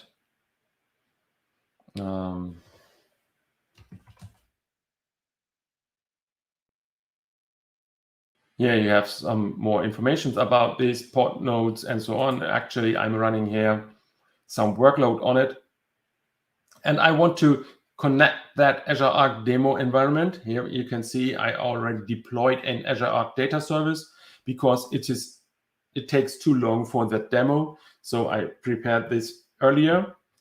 You have the bootstrapper, and that bootstrapper is the basic rollout, the basic port on your Kubernetes, which will provide all the other things here. You can see you have a control port, you have a control DB port, which is providing some kind of database for the control mechanism.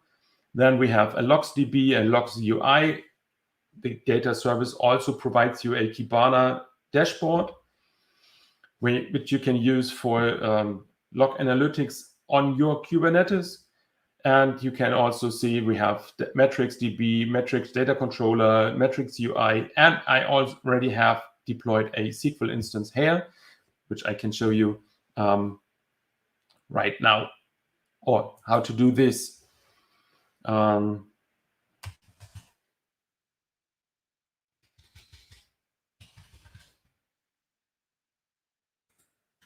missed to open the data studio, sorry for that. So I already connected that Kubernetes system. As you can see here in the portal, I can search here, search bar for Azure Arc. You can see here I have, if I press enter, it will show me the Azure Arc data controllers here. You can see there is none, because I didn't have exported my usage data and I didn't have uploaded all those data. And I want to show you the Azure Arc portal. So this is the Azure Arc portal. You can see you can here add your infrastructure for free, deploy Azure services, view Azure Arc services. Just to show you the simple way of deploying something into or connect something into the Azure Arc environment. For example, here, if you want to, we are taking the service. If you want to deploy or add a single server here, then you can press on the button Generate Script. Then it says to you, you need HTTPS access to your Azure services or open port for free between your environment and the Azure portal. Then you can say, yes, this is my subscription. This is my resource group where I want to group all those servers into. Then this server will be located in East US. You also can provide a custom location, and you can choose between operating system Linux and Windows. For example, here Windows, and the connectivity mode is public, proxy, or private endpoint. I jump over this, doesn't matter. Then you can see here we have the portal just creates you in this case, a shell script or PowerShell script, which you just can download or copy to your console and execute it on your console.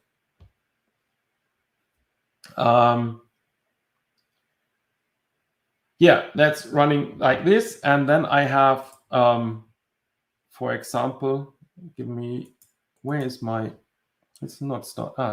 Okay. So I just have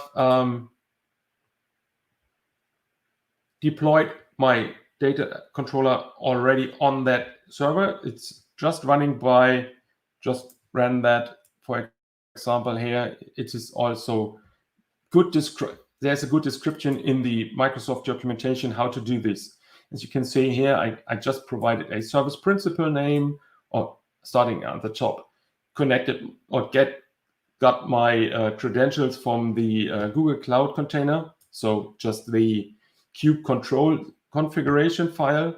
I deployed a service principal name for the Azure Arc environment, added some roles to or permissions to that service principal. I logged in with this service principal. Then I just connected, or using that AZ connected Kubernetes connect, giving them a name and a resource group. So that is just connecting my Kubernetes, my local Kubernetes on-prem into the Azure cloud. So that is where we can see here in that resource group, this is here my localized or my local, or in this case, GCP Kubernetes. And then I just provide some passwords, checking if that Kubernetes I'm actually connected with is the right one. And then I just have to just have to execute this one command line, which says Arc Data.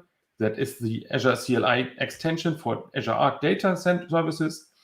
I want to create a data controller with GKE, Google Kubernetes Engine, giving that a name, or give a name of the namespace in my Kubernetes, giving me a name of that environment, provides a subscription, provides a resource group and location and connectivity mode. As I already showed you in the slides, this is indirected connection mode. This is the only connection, or this is the only command line you have to execute. That will run about 10 to 15 to 20 minutes. It will deploy the bootstrapper, then depending on the bootstrapper, all those metrics, DB, UIs, and so on. After you have done this, you can go to your Azure Data Studio, and then you can here in the Azure Data Studio connect to controller. Then here I can say, for example, Arc DS demo. I think that was the right name. Then it will be Azure Summit. Cloud Summit. For example, you are free to name this. So, and you have to choose here your Kubernetes configuration file, and then you can choose from that configuration file which cluster is your, which is the one you want to connect, or which you are actually working with.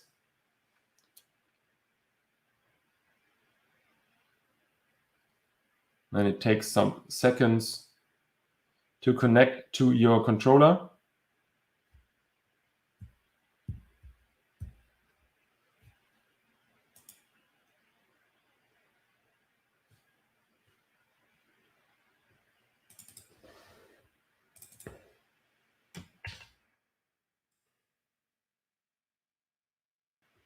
Come on. Seems like me, like Thomas before, the demo god is not with me. So I hope that will finish in a second. It should. Yeah, there isn't a typo.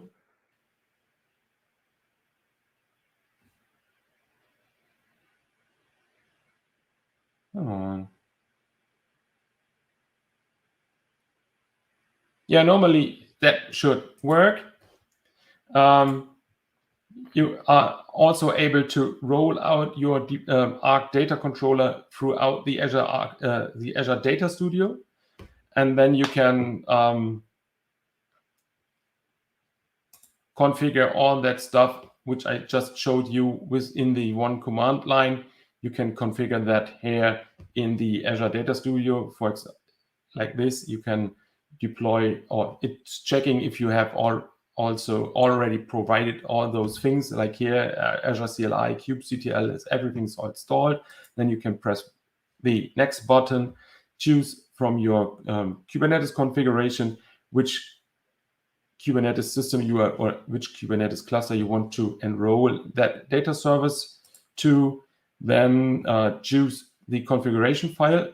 As you can see here in my command line, we have Azure Arc GKE. So this is this one here. Press next, and so I can step through all those configuration steps. After that, I will get a Jupyter notebook, which enables me, or when I'm running all those cells, I will be able, or everything will be rolled out in the right direction or in the right manner. Then, if I was able to connect to the right by the second time, so give me a second. So normally that should work. I don't know why it's not running here. So if that might be successful, then I can leverage here from the data connection. I can connect my Azure Data Studio to that managed instance by executing or by finding the external IP address of that SQL instance.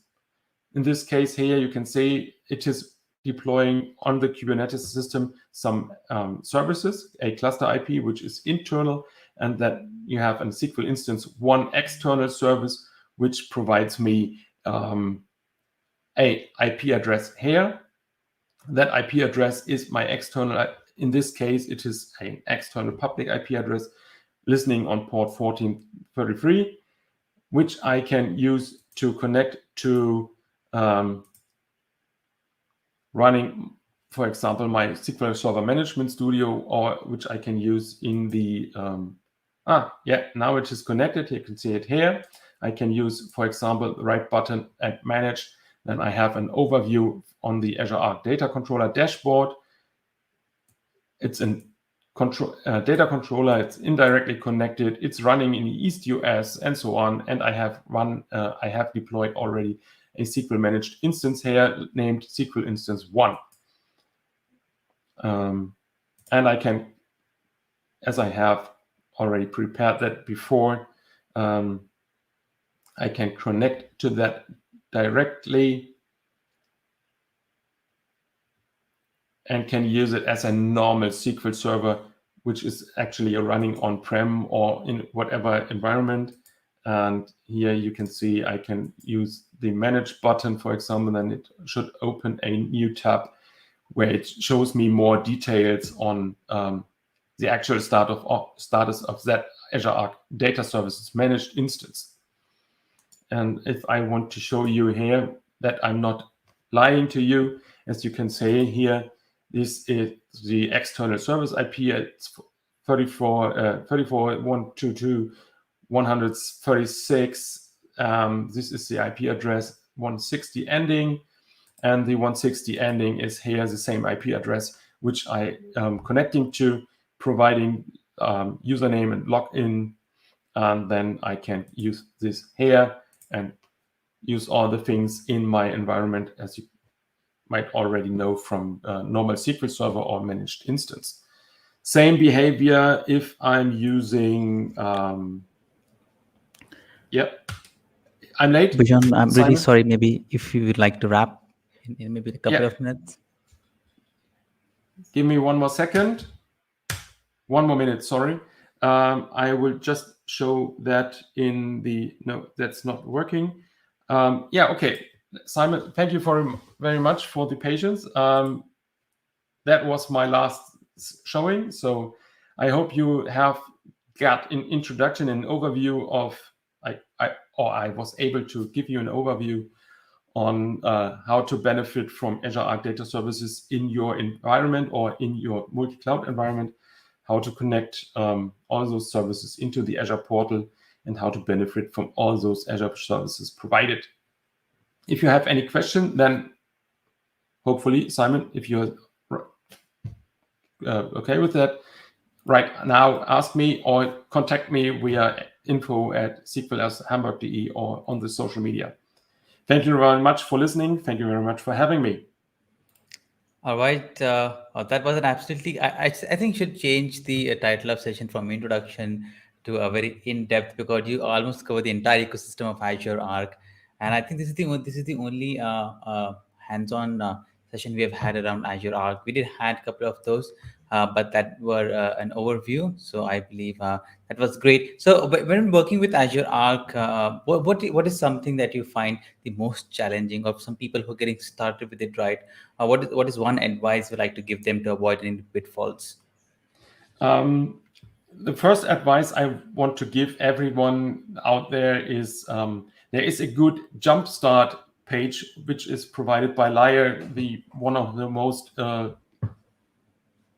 best guys at Microsoft working with Azure Arc Data Services. They are providing a complete jumpstart environment for Google Cloud, Minikube.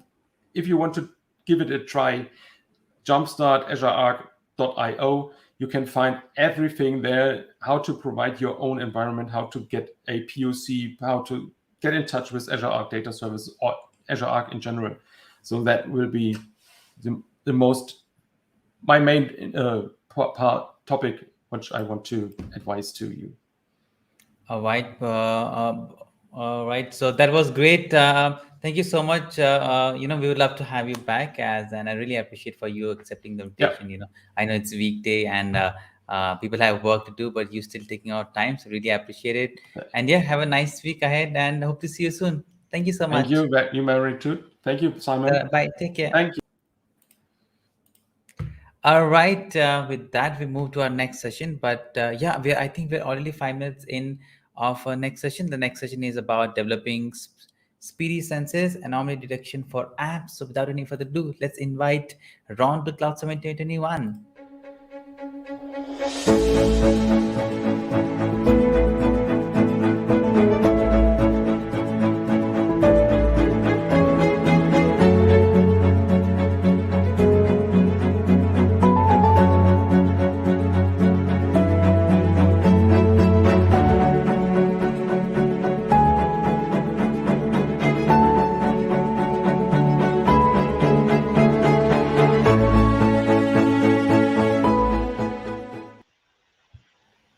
All right, Ron, welcome to Cloud Summit 2021.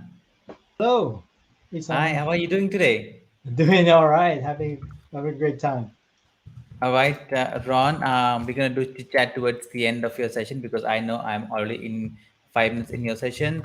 I see you have shared your screen. I'm going to add it to the stream. Everybody else can see it, and next 45 minutes, it's all yours. All right. Good morning, good afternoon, good evening, wherever you are in our virtual world today.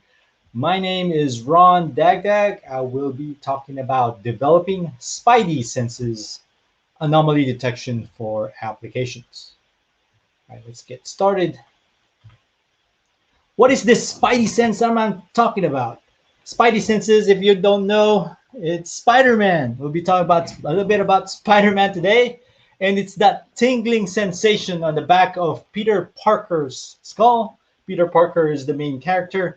Of course, if you haven't seen Spider-Man by now, most likely there's a lot of reboot and the reboot of the reboot. And then, of course, all these virtual worlds and related to Spider-Man. And so it's this ability to sense or react to danger. Before it happens, he can use it to detect evil, even clones, have him navigate when he is impaired and he kind of know where he's at in this world. It also helps him discover secret passageways and find hidden objects. It helps him also fire his web shooters and swing instinctively. And of course, as we all know, he wears this costume. And I bet he uses it to change to his costume to know if anyone is watching him and kind of know where he needs to be. All right. So that is Spidey sense. Of course, we want to talk about this real Spidey sense, which is what we call hyper awareness. Spiders have these long, thin hairs called trichobothria. Trichobothria allows them to be able to detect low-level vibrations through their web, able to detect vibrations, even sound. And that's the interesting part about this.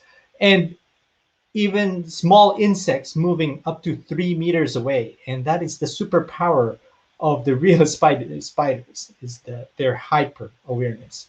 And of course, if you feel like you're a new web developer and you're casting your web out there and nothing's going on, yes, that can be considered you haven't really developed your Spidey senses yet. So what is the real Spidey sense? It's that gut feel, that vibe whenever you start on a project. Is this project's going to be successful or not? It's that feeling and intuition and discovering those blind spots. And of course, it's all about learning from the past, learning from experience.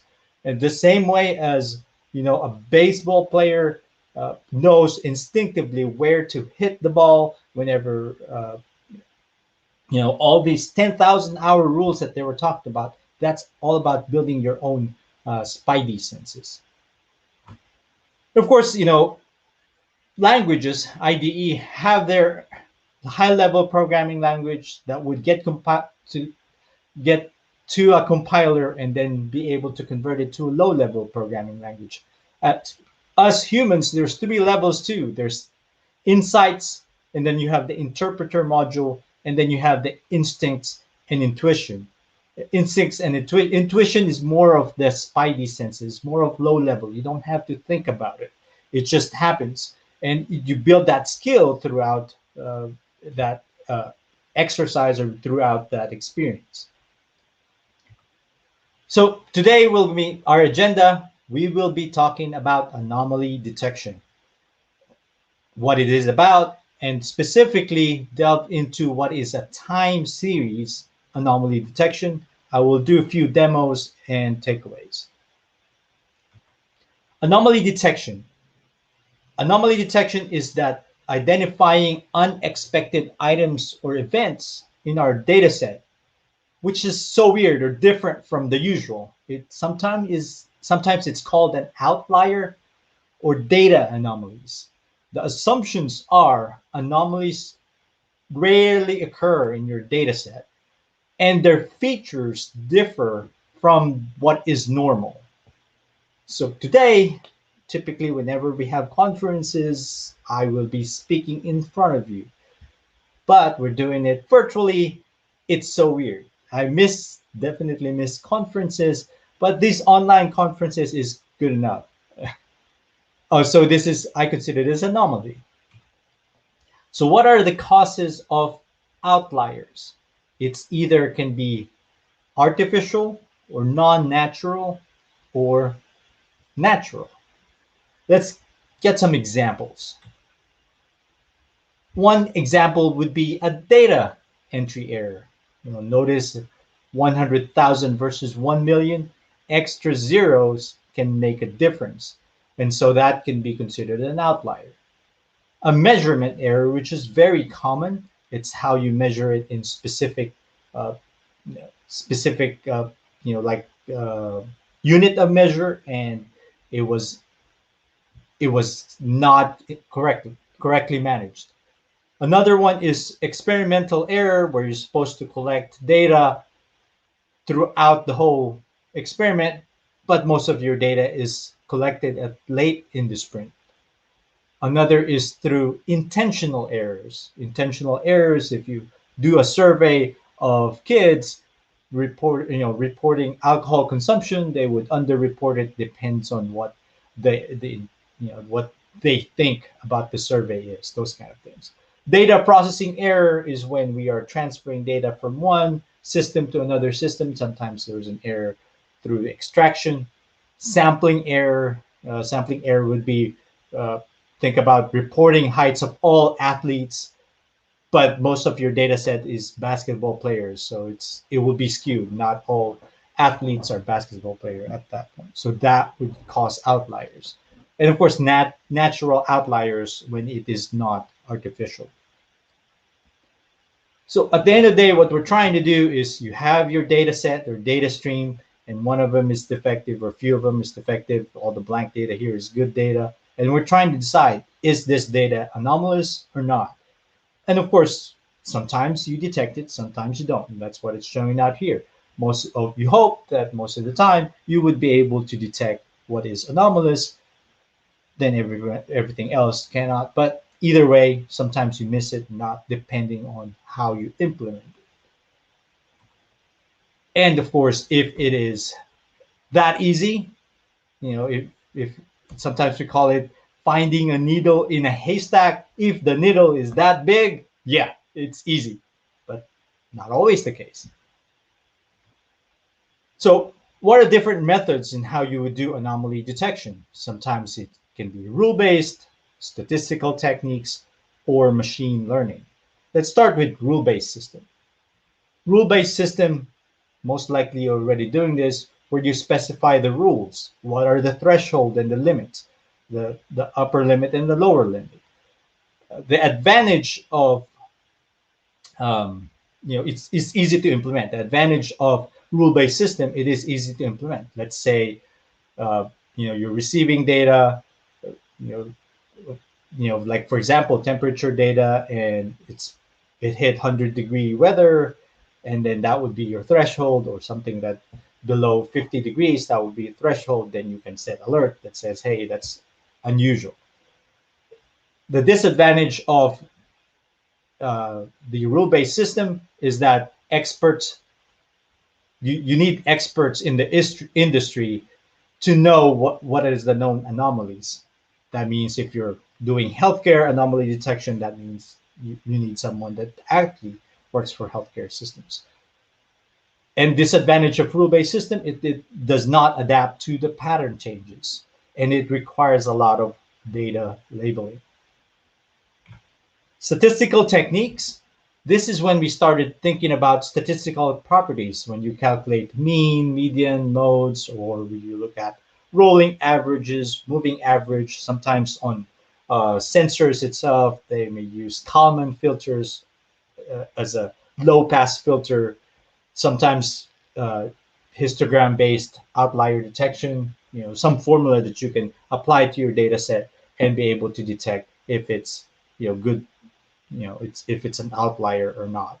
The advantage of statistical technique, it's interpretable, it's easier to explain to someone that knows how to run the formula, and sometimes it's more useful than machine learning methods. Of course, machine learning methods, there's three things how you would do anomaly detection. It's either can be supervised, that's when we talk about decision trees, SVM, forecasting, those kind of things. Sometimes it can be unsupervised. Unsupervised when we look at k-means, hierarchical clustering, or self-supervised, or a combination of different things. Anomaly detection versus supervised learning. What are the advantage of using anomaly detection technique as compared to supervised learning? Anomaly detection is when you have a very small number of positive examples and a large number of negative examples. For supervised learning, if you're trying to detect, classify a few things, when you have a large number of positive and negative examples, that's when it makes sense to use supervised learning. And also when on your data set, you can actually collect enough positive examples so that the algorithm can learn properly. The difference between the two is, sometimes in anomaly detection case, sometimes it has not been discovered yet. But for supervised learning, future positive examples most likely have to be similar to the same training set, meaning you train it to detect a certain data set, certain classification. It has to be about the same. So when would you use anomaly detection versus supervised learning? Anomaly detection when you talk about fraud detection, and most likely you've experienced that if you have a credit card where sometimes it does not work because it's out of the area, the usual stuff that you shop at and those things. Manufacturing would be a good place for anomaly detection, where you have a machine or an engine that has a pattern, consistent pattern, and sometimes that engine can, one of the bearings or some machineries out of whack, then you can detect, hey, that is an anomaly. Monitoring data centers, they definitely use anomaly detection techniques there, especially if you're working on Internet and Things application. Anomaly detection would be a good way to detect. Supervised learning, email spam classification.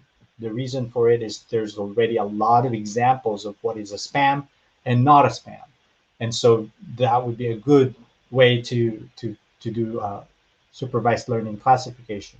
Weather prediction, weather is almost about the same. There's a lot of examples of what the different types of weather is, and also cancer classification. The reason why is because you have expert, and these expert knows what they're looking for. So it makes sense to use classification patterns for supervised learning. And whenever you do anomaly detection using machine learning, sometimes you can use density-based anomaly detection, where they do k-nearest neighbor algorithm, where the normal data is around the same area, and anything outside of it most likely considered anomalies. Clustering would be something in the center of all the data points, and anything, the distance between that center of all the data points and outside of it, where you have the local centroids. That's when you do cluster-based anomaly detection. Notice how there's a lot more. Sometimes it can be Gaussian distribution, where you use the Gaussian distribution to compute the probability of the data point, and you know what's normal. Anything outside of that normal, most likely that is an anomaly. All right. Sometimes you also talk about support vector machines, PCA based. So what I'm trying to show you here is like different techniques, how you would do and implement anomaly detection. And of course, I've noticed that there's more and more every year that they can think about, okay, well, all these different techniques and how you would do anomaly detection. Sometimes they would use computer vision to do anomaly detection nowadays. Time series data. We're going to focus on these, where you have series of data points that are indexed in time order. A lot of the good examples there is the stock market, logs, sales data, your monthly sales data or daily sales data.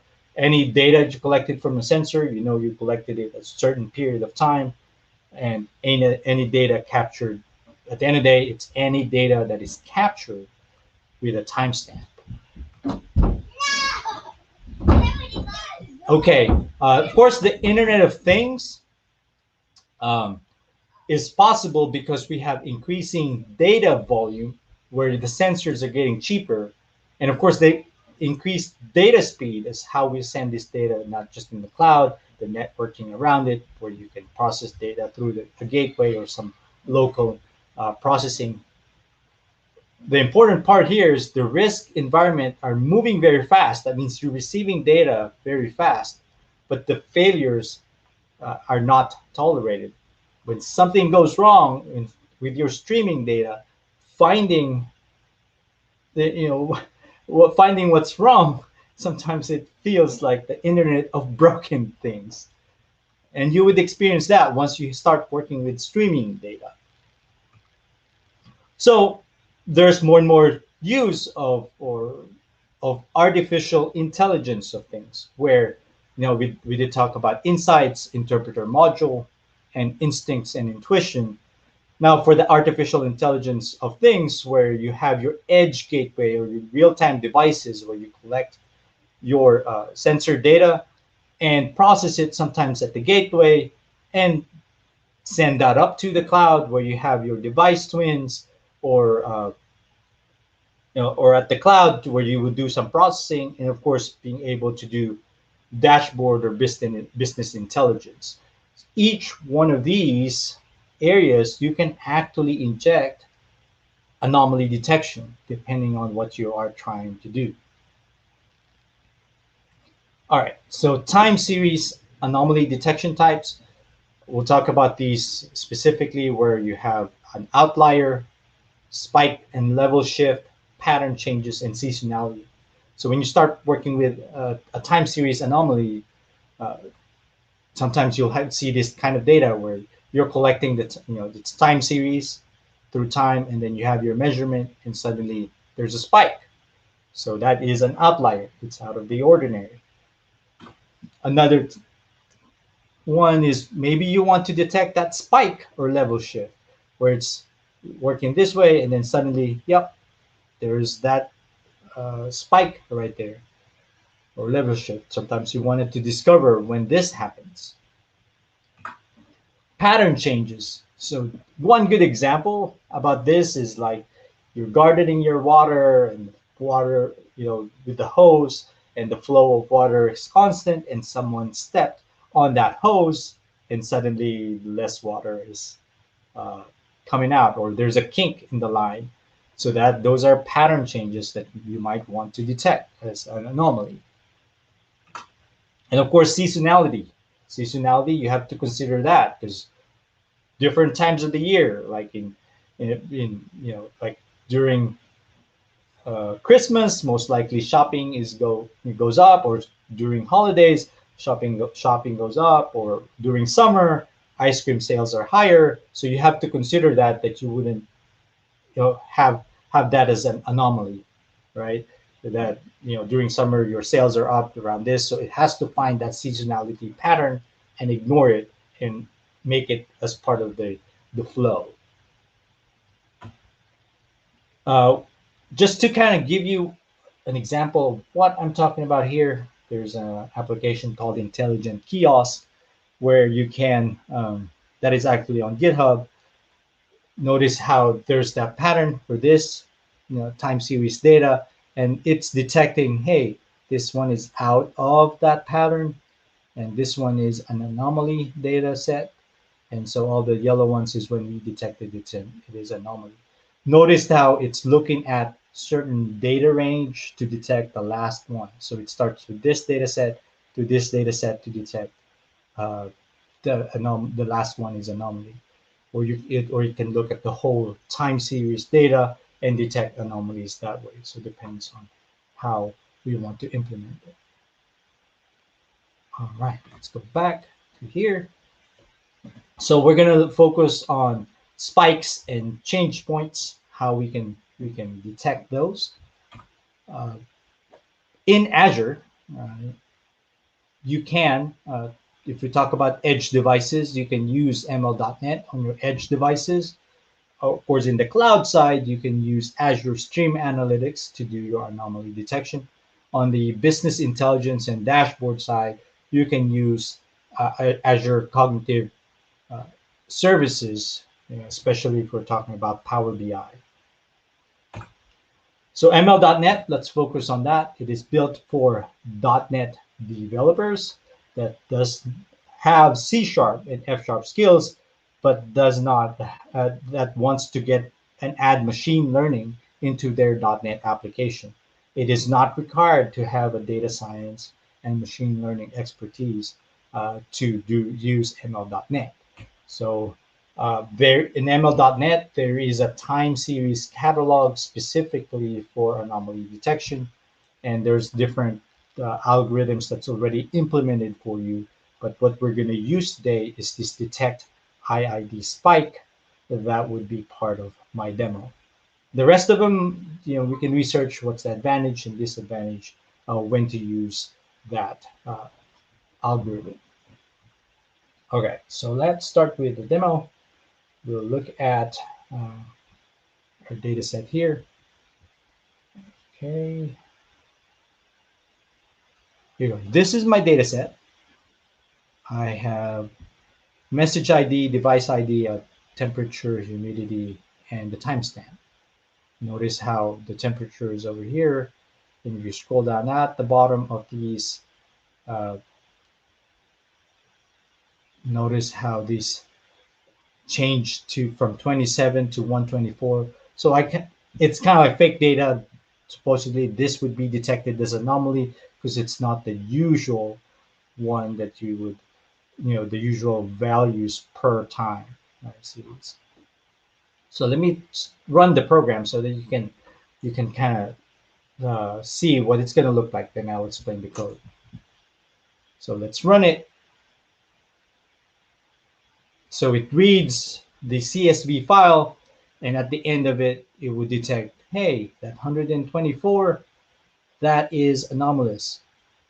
That is a spike. 123, that is a spike, and then that is also spike. Notice that it didn't detect the rest of them because the data is about the same all throughout. So it was able to detect that's not an anomaly. Well, there's one that it did detect where it went down to 20. You have 26, 31, 25, then it went down to 20 and all throughout. So it was detected as spike. Okay, so in order to use this on ML.NET, if you have a C# application, there's two NuGet packages you have to include. Of course, ML.NET. That package reference is Microsoft.ml. And if you want the catalog for time series, it's Microsoft.ml.timeseries. So those are the two things to add to your application. This one right here, this one maps the columns from my CSV file to what I have here and what I'm interested about. I'm interested in the temperature and then the time column. And then this one right here is because notice that my data set is in string. I have to convert it to a float so that we can do some calculation. So the important part here, because most likely, when we're doing demos like these, most likely it's harder to kind of understand the whole picture. But the important part here, when you're testing this out, is that when you use ML.NET, you would use this ML context. This ML context is part of this Microsoft.ml and Microsoft.ml.data. So you would need that, and this ML context, you would create a data view. This one loads the data from a text file, and then once we load that data, we can do conversion. We can construct a pipeline and then be able to do some fit and transform. There's always that pattern. Once you specify your pipeline, you have to run fit and then transform. Fit creates a transformer. A transformer can change that data, and then there's going to be your output. So in this case, if I want to do ML detection or use the time series catalog anomaly detection for ML.NET anomaly detection, so we'll use this detect IID spike, which predicts independently identically distributed time series data. You have to pass in two things. What is your input column name? So that means I'm passing in, hey, I want to pass the temperature. And then the output would be where it needs to go in terms of the prediction. The confidence level, it has to be at certain confidence level before it would be considered anomaly. And it also looks at the last 25 items that I pass it in so that you can detect anomaly. The advantage of using the spike detection transform when you run fit and transform here is it does not need training data. You don't need to train the model. You can use it up front because it learns from history. So like in this one, it would detect if it's anomalous in the last 25 items on my list. And so that's what it's doing here, where you would create the spike transform, you pass in your data set, your whole data set, and then it would do its prediction. And then on the prediction, I can print for each line, for each items on that CSV file. Is this anomalous not looking at the last, in this case, 25 items beforehand? So if I want to detect this, is this anomalous? It looked at the last 25 items here. And if the rate is more than a certain amount, that means 95% in this case, this is more, it's the inverse of it, which is the p-value, the probability value. So it was detected as spike. So in this one, this is more of a 98%, and this one is a 97%, and so on and so forth. those kind of things. All right, so I think that's like a quick introduction on how you would use ML.NET. I'm not going to delve deeper on these. I think there's a lot of tutorials out there if you're ready to start working on anomaly detection. There's on Microsoft Learn and also on the documentation how to walk through how you would use ML.NET. I'm also going to talk about Azure Stream Analytics. Azure Stream Analytics side is when you have your IoT devices. Now we can collect sensor data and we'll forward that information either to IoT Hub or Event Hub, and then Event Hub can throw it to Azure Stream Analytics for real-time analytics, where you can reference some data and kind of what you call these, able to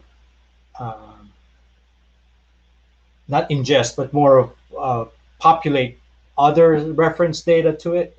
And then also you can do real-time scoring. And so the real-time scoring right here would be anomaly detection. So you can say, as I receive this data, filter it out, make sure that that data is anomalous or not. If it's anomalous, then, or if it's something that we need to set alert, then we send that alert, and however that needs to be.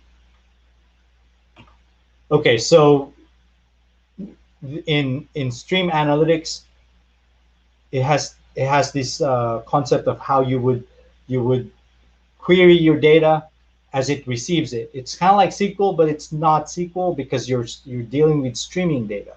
So since it is streaming data, like in this case, what you're doing here is, as you receive data from your input, I wanted to look at the last 120 seconds, the last 120 seconds as I receive the data, and do anomaly detection on that record, on the last record, on that last 120, the last 120 seconds. And in this case, it's 95%, the rate, and then of course looking at the last 120 items if it's per second that you're receiving data from it. And then once you do this in terms of spike and dip, as you receive that, now you can say what is the score and what is anomaly. So the probability of it has to be greater than 95% that it is anomalous, and you'll see that on the score, and then it would tell you here if it's anomalous or not. So that is one way how you would do it through streaming data.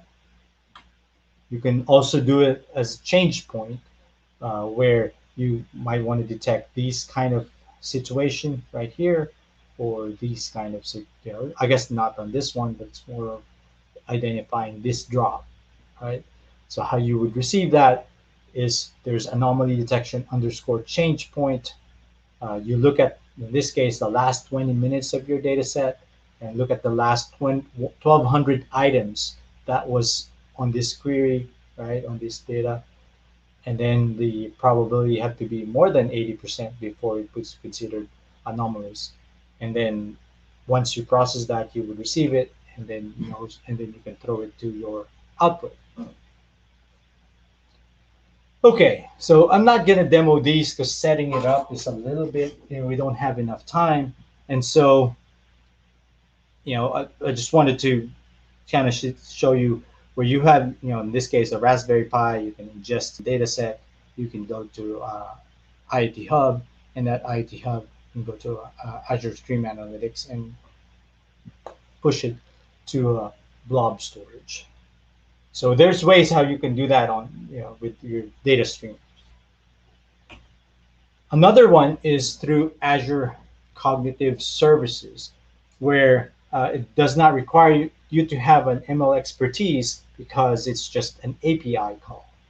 Anomaly detector, Azure Cognitive Services have different areas where you can use their API. One of them is through decision making. And this one right here is the anomaly detector, where it can identify problems early on. So the advantage of anomaly detection detector is that you can detect anomalies in real time, or you can do it as a batch. it automatically adapts and learns from new data, and you can also fine tune how sensitive it would be. It is a REST API, so it does not need training data, no machine learning expertise, eliminate the need for training data, and automatically identifies the model. So how it's running in the background is that as you receive your data set, it does any feature abstraction, and then it classifies, hey, this data set that you have, where, does it have seasonality in it? If there is, it has these algorithms that it would use. If it has a coarse granularity without seasonality, it has a different algorithms it would use. And of course, if it has without seasonality, it goes this way. And there's like different algorithms that it would try out. Uh, that it's beyond me. I don't know how to explain each one of these algorithms. I know how to use them at this point. All right. There are few limitations if you start using anomaly detector. One is the data granularity. It has to be either daily, hourly, monthly, minutely, weekly, yearly set of data. And the series data point, you have to pass in minimum of 12 items and then maximum of 8,640. It also tries to kind of stub some of the data.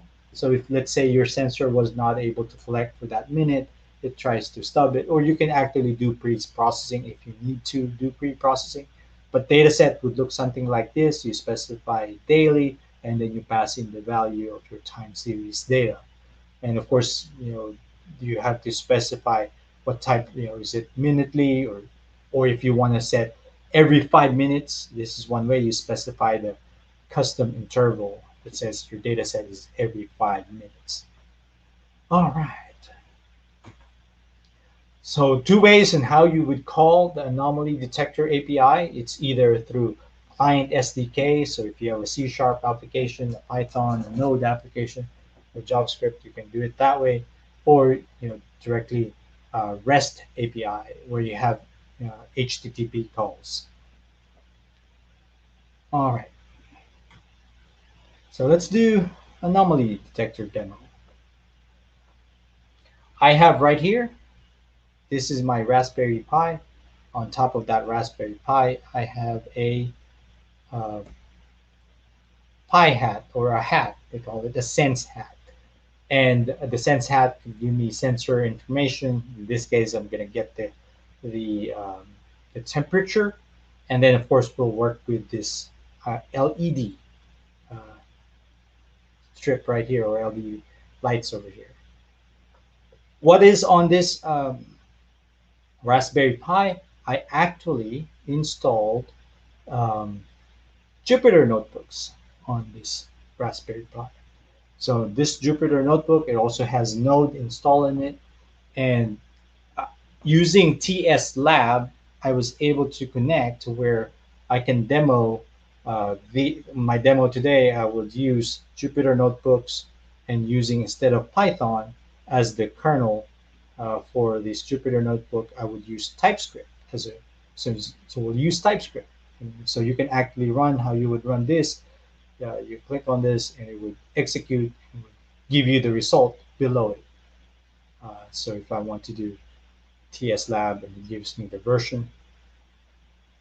And this one allows me to connect to the LED lights and be able to clear it out, get some data from it. Like in this case, if I want to get display value, let's see if I can show you an example. So in this case, let's go back up. This one, let's see if I can run the first few items. Okay. We're going to get the LED. We're going to clear the hat. We're going to read some temperature values, like in this case, acceleration, gyrometer, compass, temperature, humidity, and we'll display that value. So I already did some, collect some data beforehand, and I will show you here. in reference of time. This is the data set I collected from our Raspberry Pi right here. So I have every minute interval. I grabbed the temperature value, and this is what I'm going to send to Anomaly detector. All right. So few requirements to call the SDK. So just want to show you here what is my package JSON. What does it look like? There's a few things on my package JSON. In order to do this, there's AI anomaly detector 3, and then MS REST JS. Those are the two. Node Sense Red Hat allows me to be able to read data from my Sense Hat and those things. All right, so that's on my package JSON. Now I can import it or do require. In this case, I'm going to use that AI anomaly detector, and then of course this Azure Core Auth to be able to do my credentials. I have to create an instance of anomaly detector. So in order to do that, I did this on my command line. I ran this AZ command to be able to create a resource group, and this one creates the anomaly detector instance on Azure, and then in this one, get the keys or the password, right, or in order to call the API. So after I did that, I was able to get and have it in my process environment variable, and even the endpoint right here, whenever that gets run, and pass it to these variables right here. Let's see if I can run this one now. And in order to close that one, in order to create a instance or talk to the anomaly detector, you create this anomaly detector client, you pass in that endpoint or the URL you have to connect to, which is, once you have it here, it will tell you the instance. And then of course you pass in the key, and that would give you the client. On this one builds the data set or how I needed to send to anomaly detector. So I want it minutely, and I pass in the series of points and then the granularity that to my this anomaly detector client that detect last point. You pass this, and then if it has anomaly, it would tell you, hey, that's anomalous. If not, there's not. So let's try that in. So we passed in our points that we collected. And then the last one, it says here, hey, it is not anomalous, because there's nothing special about that last item on my list. So that the data set looks like this. We detected the last item on our list. If it's anomalous, they're all about the same, about 39 degrees Celsius. So that should be okay. So in this one, I would like to get this last item, and this last item, I wanted to change it so we can fake it, right? I mean, there's on that temperature. So my new points look something like this, and you have all these data set series, and I want to know if that last point, it is anomalous or not. This one, if these are just constant, and I wanted to show what is on my screen. And so this one, we will send last detection, right? Send the new points. And then if it is anomalous, then I would set the pixels over here to across. So just to prove to you that I'm actively running it on my Raspberry Pi here, I will show you, see what happens after I pass that information. Okay. There you go. It's a little bit harder to see because of my lighting, but there's that X items right there that it says, hey, that is anomalous. And if I want to clear it, okay, so the lights turned off. All right, so what happened? Okay, we collected data from our data set, from our Raspberry Pi, sensor data. Then we package it, we send it to anomaly detector. It returned, hey, that is anomalous, and then we send it to if that last item is anomalous, we set the pixels on my Raspberry Pi sense hat and alert someone. All right, so let's go back to the presentation here, since we talked about anomaly detector. Just to wrap it up, where can you use anomaly detector?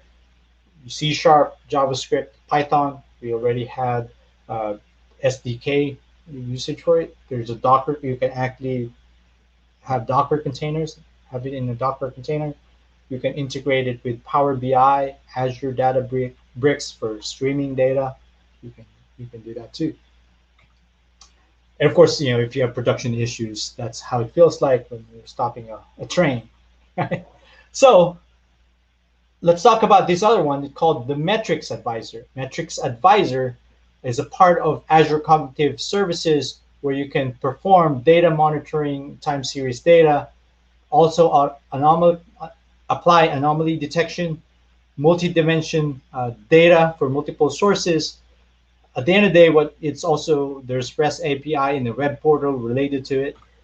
It's where you can connect it to your database and then detect anomalies based from a column or a table from your database, and then send incident alerts.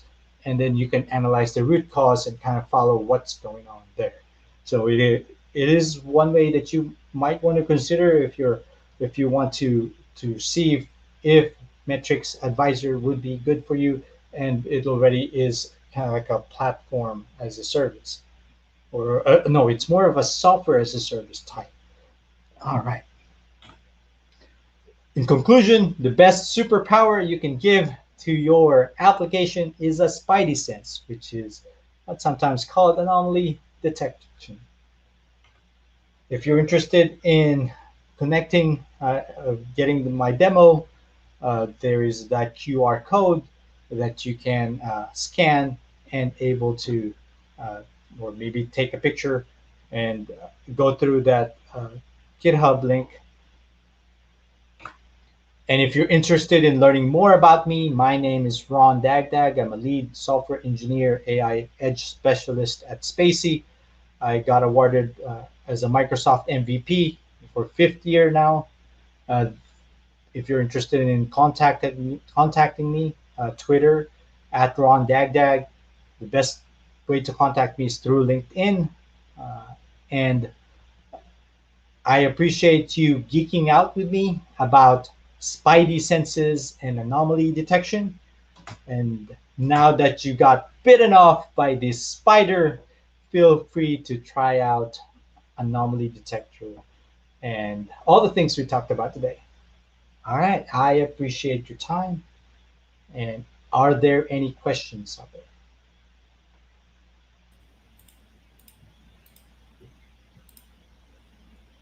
That was great, Ron. We don't have any questions, but I have a very quick question for you that Sure. ML.NET is relatively very new to the other programming language that we use for the field of data science and entire ecosystem.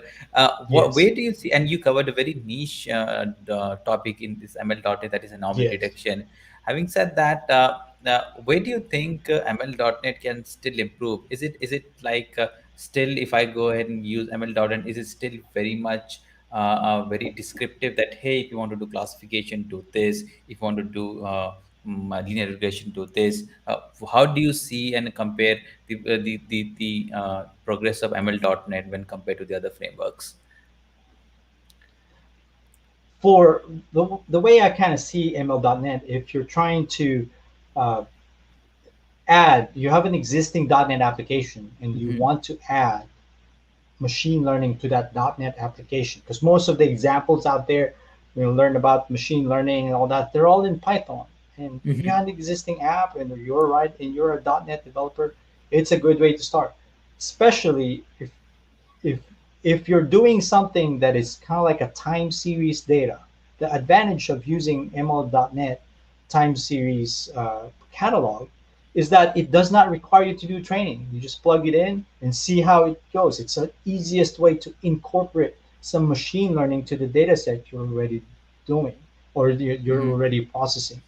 So it's well worth looking at that side to get it started on ML.NET.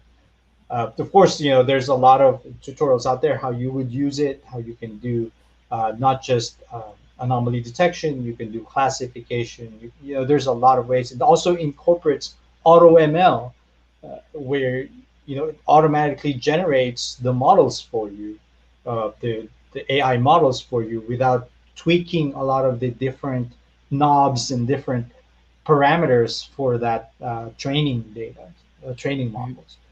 So that right there, it's just easier to get started, especially if you're familiar with F#, with C# already. Worth looking into and doing and just get started incorporating it to your application. Because most of the examples you'll see there is more sometimes it's research based, sometimes it's doing some machine learning, but if it's not in real world, that means it's not part of the real application. And what I'm showing here, and the reason why I wanted to talk about these presentations, because let's make it real, let's integrate it to our application. And most of the demos and what I showed you today is how do we incorporate it into our application, especially if it's a .NET or JavaScript or Node application or some streaming data, right?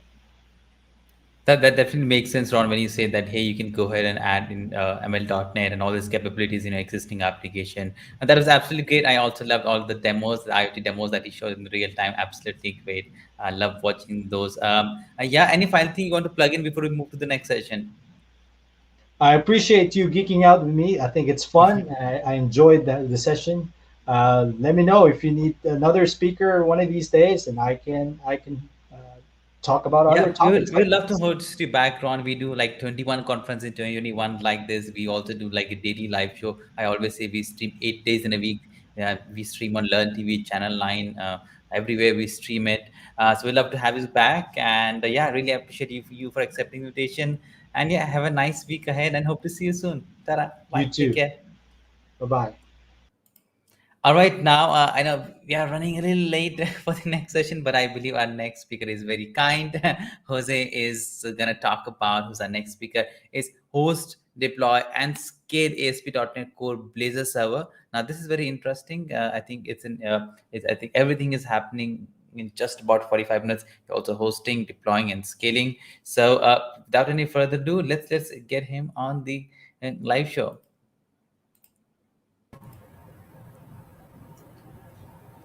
All right, Jose, welcome to Cloud Summit 2021. Hey, Simon, how are you? I'm doing absolutely great. I love your t-shirt. What's written over there? Blazor and... Thank you. Blazor Roadshow. Yeah, what is that happens in San Diego? Is that... Yeah, they did a complete roadshow and they went to LA, San Diego, and all of the US city, but the COVID came, so they have to stop it. So I actually was able to get in the last one. So I was really lucky to be there. But well, they have a Blazor desk show now that is online. Blazor Train on the DevExpress channel about Carl Franklin. That's exactly, right. Yeah. That's a really good resource. So for example, in our team, every time that we have a new dev, we pretty much redirect him to that playlist of Blazor Train, and it's really, really good.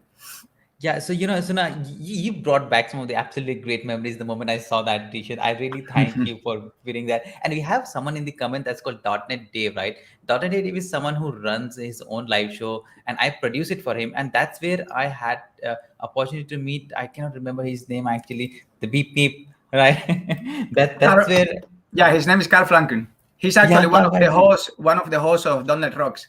Yeah, exactly. Oh my goodness, I'm already so excited for your session. And yeah, David, if you're watching, Jose is a perfect guy for your live show to be the guest. Jose, I see your inside streamer is sharing the screen. Please feel free to go ahead and move to your slides, and I'll add it to the stream. Yeah, I see it. I have added it to the stream.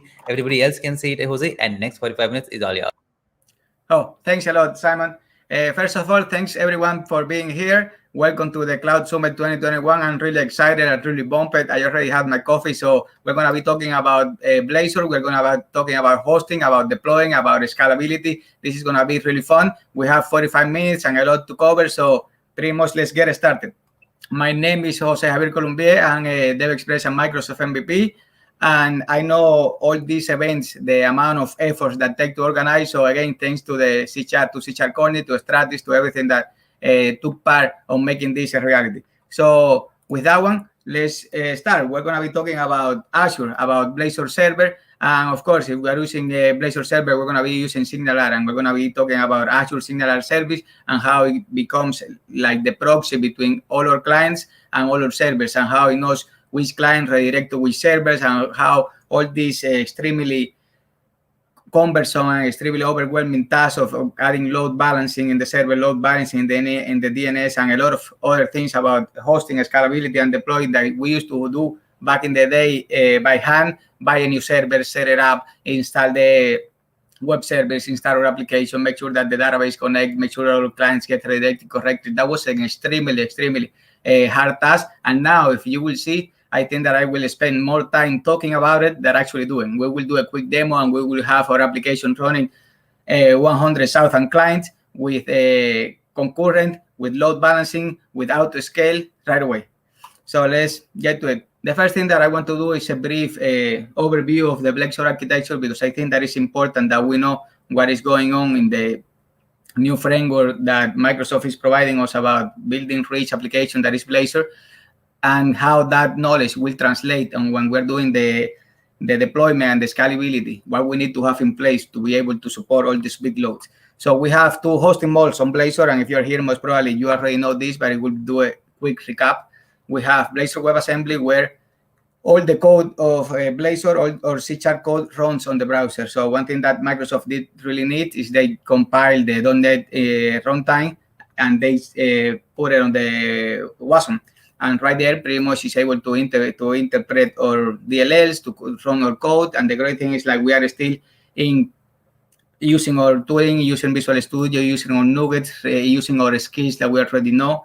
And we have Blazor Server, that is the one that we're going to be talking about today. And in Blazor Server, pretty much we have a SignalR connection that it connects the browser with the server, and everything is happening on the server. So all our code is running on the server, but the connection of SignalR pretty much is keeping a persistent connection open, so all the HTML updates get sent to the browser. So right here, if we think about this for just a second, when we are opening a Blazor Server application, we are going to an URL, and the first thing that happens is that the server sends the JavaScript client. The JavaScript client gets to the browser, open a WebSocket connection, and then start asking for information. Like, the first question will be, what is my initial screen? So the server does the processing and send that initial screen, and from there, everything starts to happen. So if you think about this, you say, okay, but then every time that we're doing something, we're doing a trip to the database. Yeah, that's true. And of course, in just some really network with a lot of latency, that could become an issue. But also, we have to think that in low latency networks, we also need to have a stateful app that we keep the state of our application. And this is really good, because even if in theory it looks like when we get a lot of traffic, this will become slow, in the practical standpoint, we have a lot of Blazor Server apps running on production, and by no means they are slow. Like, we have been tracking the milliseconds that it takes for doing any action, and we are very happy with the performance. So, for example, let's take a look at this quick GIF. If you see here, we are clicking a button and we are changing the bold of that text. And if you remember the days of web forms or MVC, all the page get refreshed. There is a complete postback. Right here, we are only sending just what we need. If you see, it's just sending the only part that is getting pink is font weight bold. And this is really exciting, because what Blazor does, and it does it really efficiently, is that they keep a copy of your DOM in memory. And then when you do any change, when the browser says, okay, I need to update something, he checks what did it change. And if it only changed this font weight bold, that's the only thing that it gets sent through the network. So nothing else. Really efficiency. Compare your DOM with a new modified DOM, take the difference, send it back. Let's continue. Now, if you see the messages that are being sent through the WebSocket connection, the messages are 3 bytes, 221 bytes, 229 bytes. So this is not any big, by no means whatsoever. So this is a really small payload. And even if this is a format that is not meant to be readable by the by the user. You can even see here like a font style, weight, bold. And let's quickly take a look at this.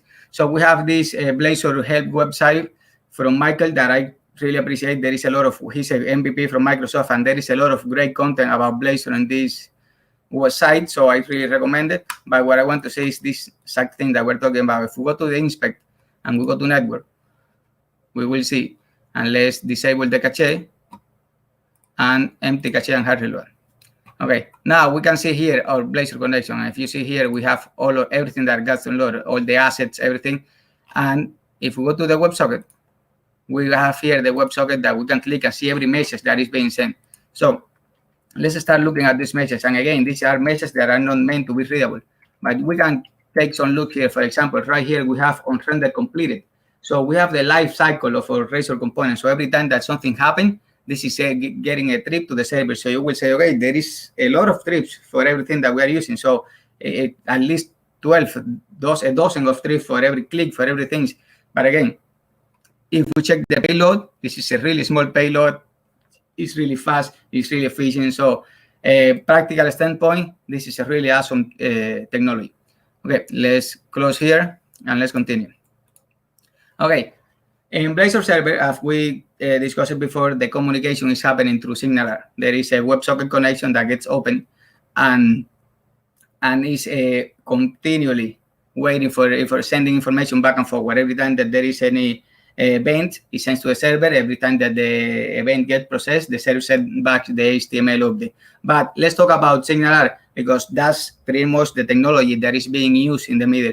And I want to clarify. I know that most of you know about SignalR, but I think that a quick overview or a quick understanding of how SignalR works is going to give us a lot of insight on why when we get to all the configurations on the app setting, because I definitely am implied that we're going to deploy Blazor Server to an app service in Azure. I know we can deploy to an IIS server, we can deploy to Linux and NGINX, but definitely app service, there is so much to gain to deploying to app service, and you will see that how to scale just with a slider. That definitely that's the way to go. So let's talk about SignalR. The first thing that I want to point is that SignalR it has a lot of things happening for you. It has a lot of protocol to choose. You have a lot of great things, but it's not something that you'll be overwhelmed. So don't think that you're going to, I'm explaining this, so don't get overwhelmed, just so you understand everything that is happening for you. No, so you get overwhelmed, say, oh, this is crazy. I hope that by this 5 minutes overview that I'm gonna give about SignalR, you end up happy and thinking, wow, I didn't have to do that. Because that's the other thing. We sometimes that don't know what is happening under the hood, we don't appreciate everything. Like, this is a lot of work that Microsoft has put, so we don't have to. So let's see it. What is SignalR? SignalR is a library for adding real-time functionality to applications. That means that we're going to have this concept of subscriber, this concept of one-to-many, so we can pretty much create one subscription, create hubs that it can subscribe one-to-one, one-to-many, and every time that an event happens, something triggers that event, everything that is every client that is subscribed to that hub, every client that is subscribed to that event, it will get a notification in real time, really fast. So pretty much the server is pushing content to the client that are already connected to that hub, instead of the server having to wait for the client to request new data. So for understanding this in depth, we're going to talk about these three concepts: HTTP, AJAX, and server code function. Again, so let's try something here, and hopefully this my drawing skill are not the greatest, but hopefully this will make sense. So we have the server and we have the client. So for HTTP, it's pretty simple. The client asks for some information to the server sends the information back, but that's it. Then there is no connection. This is completely disconnected, and that's why we need, in most of the cases, cookies, databases, and some other way to manage the state of our application, because HTTP is completely stateless. So as soon as you get the data, you get the request, that's it. So the server is not able to send data to the client without the client requesting for that data first. Now, to help on that regard, AJAX came to place. And AJAX is asynchronous JavaScript and XML. So the idea here is that we don't have to do a complete callback to the server. What we're going to do is we're going to have the server, we're going to have the client, and the client will ask some information to the server. But even if the client has the information and is not getting disconnected, it's still working, the server needs for the client to ask for that information. So it's still asynchronous, it's just reloading just a part of the page, but it's still from the client to the server. So now, what we're trying to achieve here is that the server is able to send information to the client right away. So how do we go about that? So SignalR have support, and we're going to explain why WebSockets is the preferred connection, because WebSocket is the one who take less memory, take less processing, is more efficient. But SignalR has also 3 other more protocols, and this is long polling, forever frame, and event source. So pretty much, if you have a really old Explorer like Internet 8 or even before that, long polling will be like the default. So pretty much what it will do, it will ask the server, hey, do you have any new information? And the server will say, no, I don't have it, but I might have it later. And it will keep asking, hey, do you have more information? Hey, do you have more information? Hey, do you have more information? And that pretty much, it will take more memory, more processing, and it becomes slower. So this is when in your app service, you don't turn on WebSocket, this is what it gets by default. Then we have forever frame, that pretty much you have a hidden frame in your page, and pretty much it's sending JavaScript, it's sending information. But that, for example, if you have a mobile application, if you have a desktop, you cannot use forever frame because it's only for web, and also because you have a frame in your application, it will take more memory, it will take more resources. So event source is different. Event source, the server sent event, is like, like all the responses in HTTP, we can say what is the content that we're expecting, like a JSON, application JSON, text. Right here, it will be a server stream. And again, it's not the more ideal. So why WebSocket? Let's talk about WebSocket, because WebSocket has a few characteristics that's really good.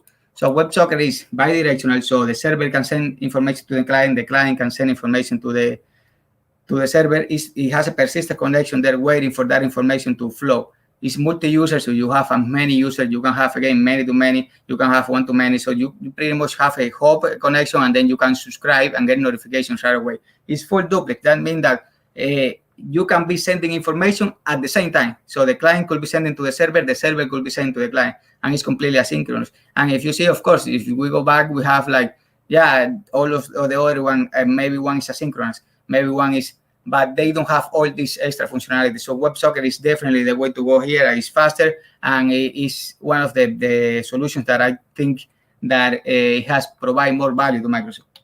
So continuing with this, let's talk about, this is a screenshot of the Microsoft Docs learn about when we're trying to scale Blazor. So Blazor Server as a scale, and we're testing for less than 200 milliseconds. And honestly, in our company, we try to keep that under 100 milliseconds. After 100 milliseconds, we tag that as that's a slow process. So 200 milliseconds under an active load of 1 click by seconds.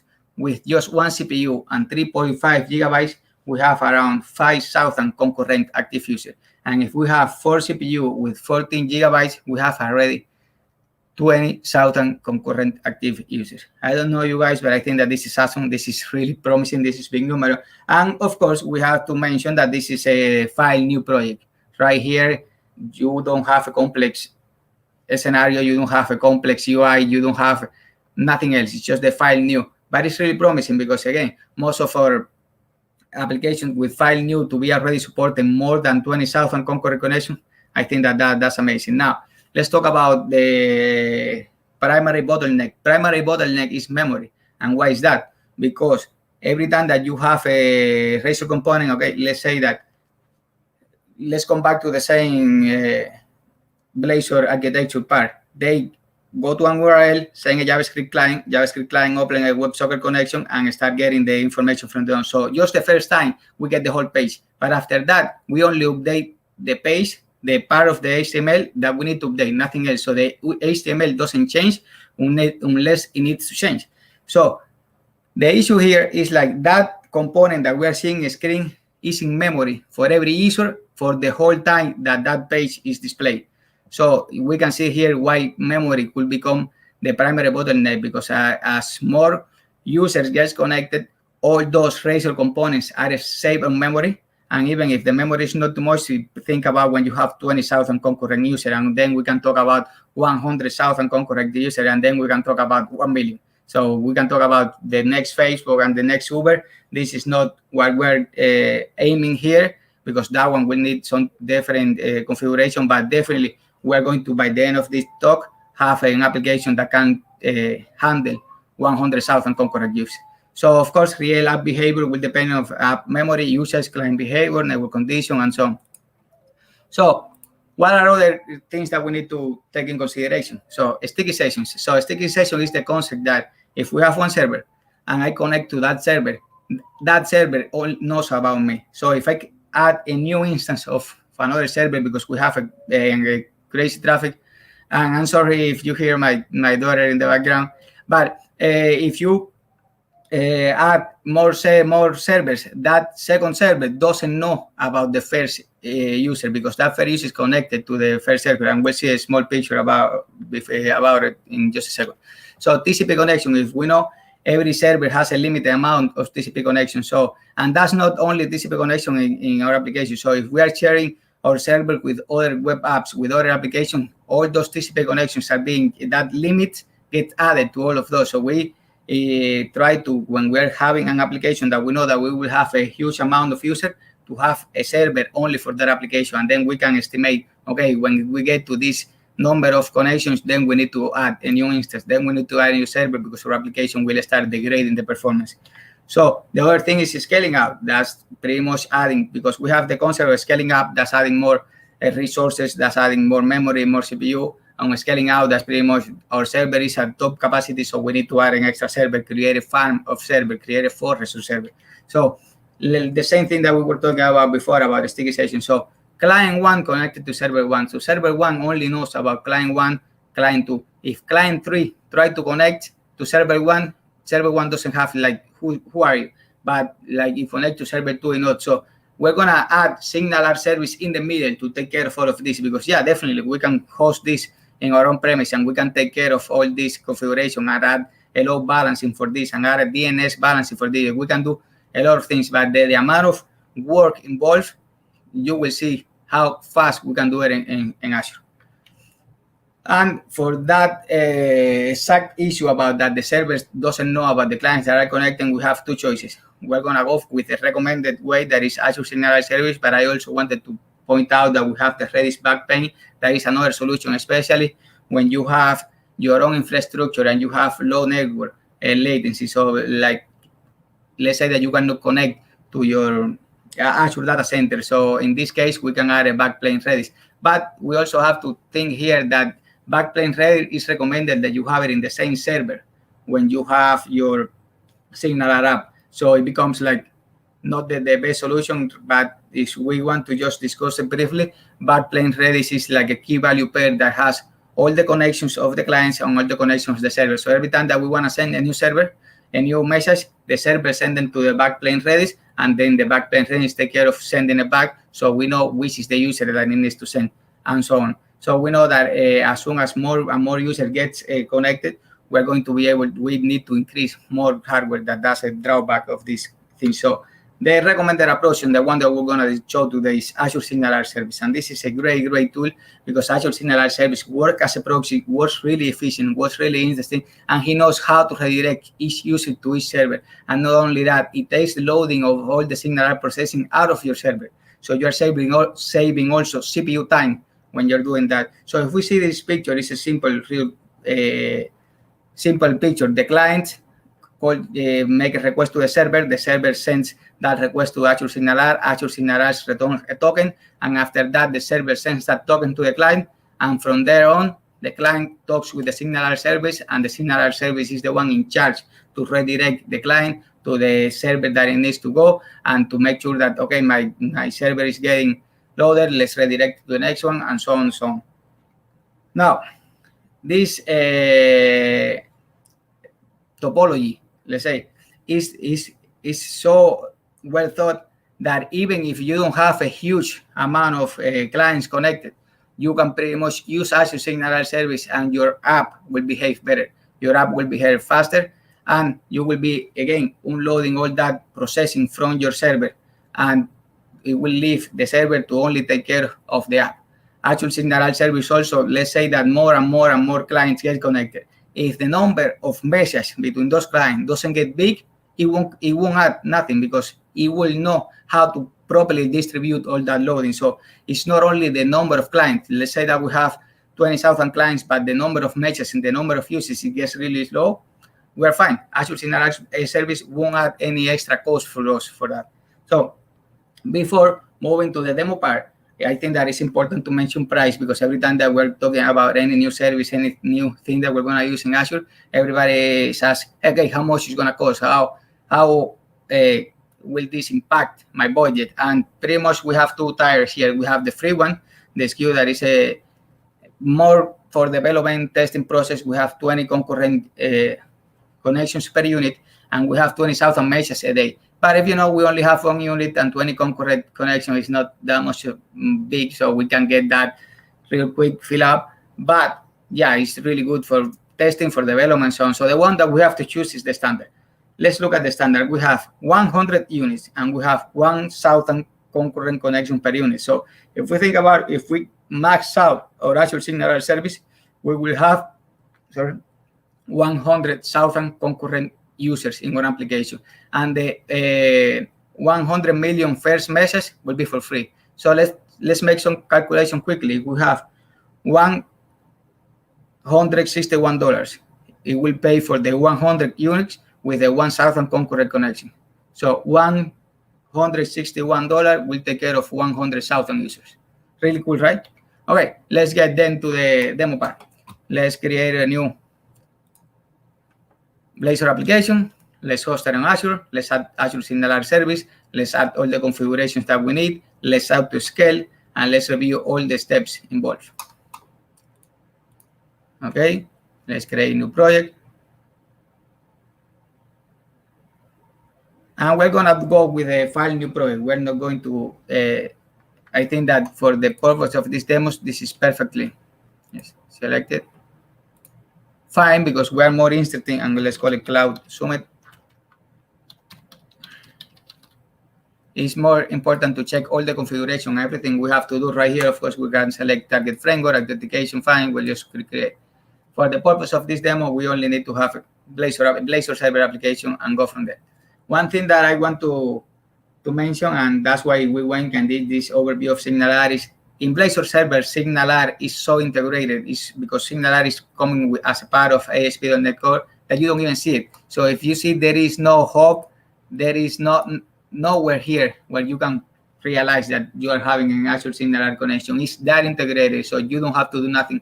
Yeah, of course, then you want to do some real-time notification for some database concurrence or for anything. Yeah, you can add your own hub and reuse actually that SignalR hub that we have. We have a new hub and we can reuse the SignalR implementation that we have here, but you don't even see it. So is that transparent for us? So let's run the application for just a second. And this will be the one that we have been seeing in all the Blazor demos, the counter, the weather forecast data, but it will give us a lot of insight of what we're trying to achieve.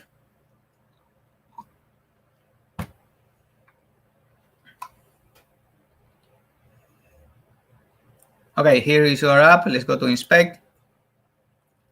Let's go to network, disable cache, empty cache and reload. And if you see, it's bringing all the assets, and you can see the JavaScript here. And if we go to WebSocket again, we can see that hopefully it's a little blurry, but you can see that it's a localhost 4346. So right here, our WebSocket connection is actually inside, it's like integrated in our app, the localhost. So let's publish this to Azure and let's see what choices do we have. So let's click publish. Let's select Azure, Windows. Right here, we're going to select our Azure account. And right here, we have the app service that we already have, but we're going to create a new one.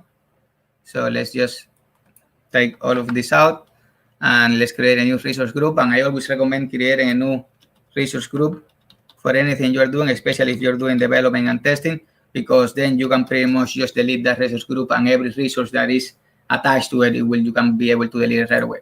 So new resource group, and then we're going to create a new plan. Okay, this is the first choice that we have to scale. Right here, you see we can select what is the hardware that we're going to be running. So if we remember the slide where we were talking about scalability, with this one core and 1.75 gigabyte of RAM, we're already going to have 5,000 concurrent users. And with these 4 cores, 4 gigabyte of RAM, we're going to have up to 20,000 users. So let's just select the same one. We can select the location where US2 is fine and create it. So right here, it will be creating all our app service. And let's give it a second and let's go to our Azure portal and see what we have in there.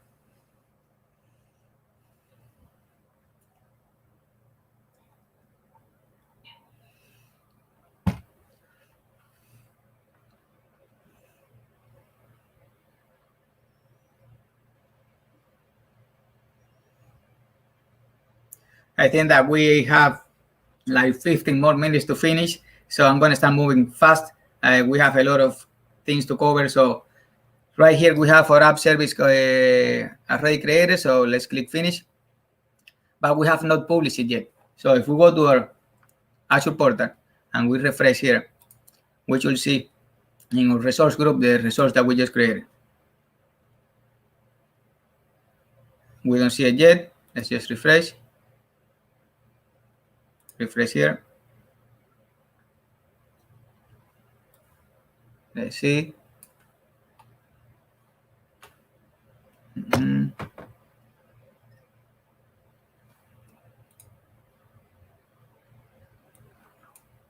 We call it Cloud Summit Resource Group. Of course, not showing. So let's. Let's come back to home. Let's see if we see it. Sometime right here, Cloud Summit Resource Group. Sometimes it takes a little bit. So right here, we have our app service and our Summit plan.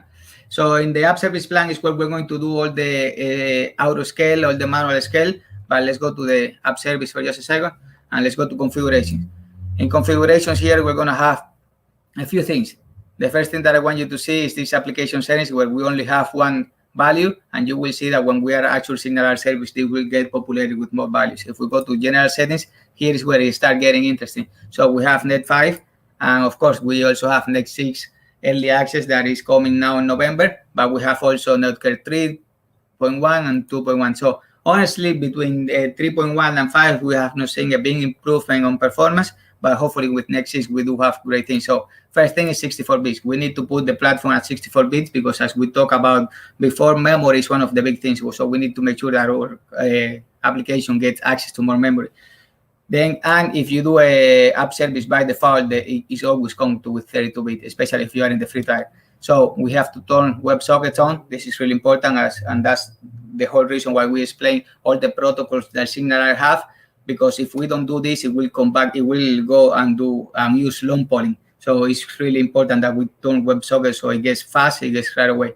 Always on. This is the way if you are doing development, you don't want to have this on because you want that when your application is not being used, it shuts down, so you save some money there. But if you are in this talk, it's because you want to scale your application. You have your number of users are growing, so definitely have this always on. And this AAR affinity is the sticky session that we were talking about right here, which will have it on. So we are making sure that we are able to redirect the user to the right server.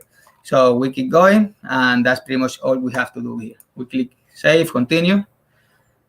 Our web app is getting updated, and then with all this configuration, now we can click publish. It will take just a little bit, but after that, we're going to be able to go to our application and see that our Signal hub is running in this app and everything is good to go. And we have 64 bits, we have WebSockets on, so we are good to start sending this app to our users.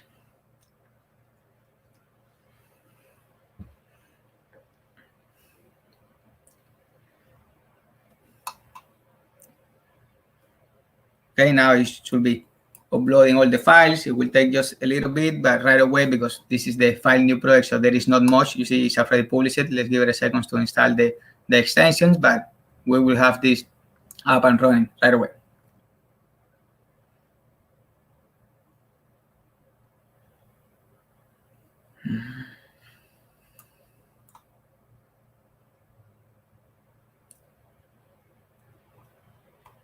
One thing to mention while that is loading is that Visual Studio is already recommended this.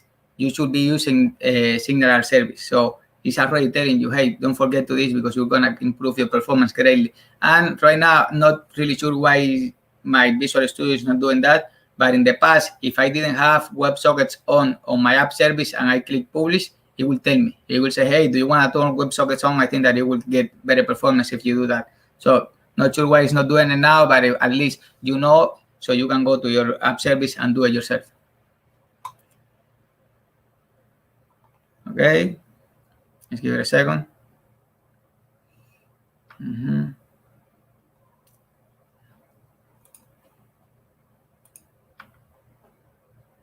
Let's run it ourselves to see if it's ready, and it is. Okay, so right here we have our regular counter and the fetch data and so on. So if we click inspect, we can go to the network, we can go to WebSocket that we are already there, and the reload, we see a WebSocket here. So Cloud Summer, Azure website.net. So our Signalar app is inside our application. So let's fix that. Let's come back to our application and configure Azure Signalar here. For some reason, even if the application is deployed, this is still waiting to finish. You see, now you just open it. So let's close it. And let's come here and configure Signalar. I will definitely recommend to add the Signalar service through the wizard in Visual Studio because it will tell you everything that it will does for you. So let's create a new Signalar instance. And let's pretty much, I like that name, Cloud Summit Service. It will, let's select the same resource group, same location. And right here, if you see the standard that we talk about first, the free that is only like 20 concurrent user, and the standard is 1,000 for every unit, and we can grow until 100 units. So let's select a standard and click create.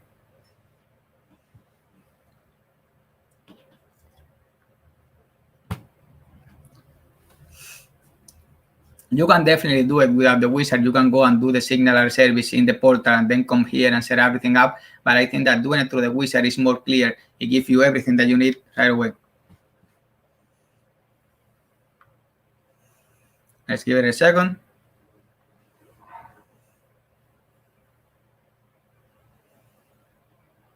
And the great thing about this is, like, if you see, we have spent like most of the time in the slides and only doing the deploy, configuring Signalar, and then configuring all the outer scale for CPU, for memory, and so on. It will take just 5 more minutes. You will see how fast we're doing that. And the great thing is, like, right here, we're already taking care of all those TCP connection issue, all that, like our application, when the amount of users grow, Signalar will not be the bottleneck. Azure Signalar service will take care of that from us. And the only thing that we have to do, we're doing it here. It's really fast. So we're done. Let's give it a little bit more time.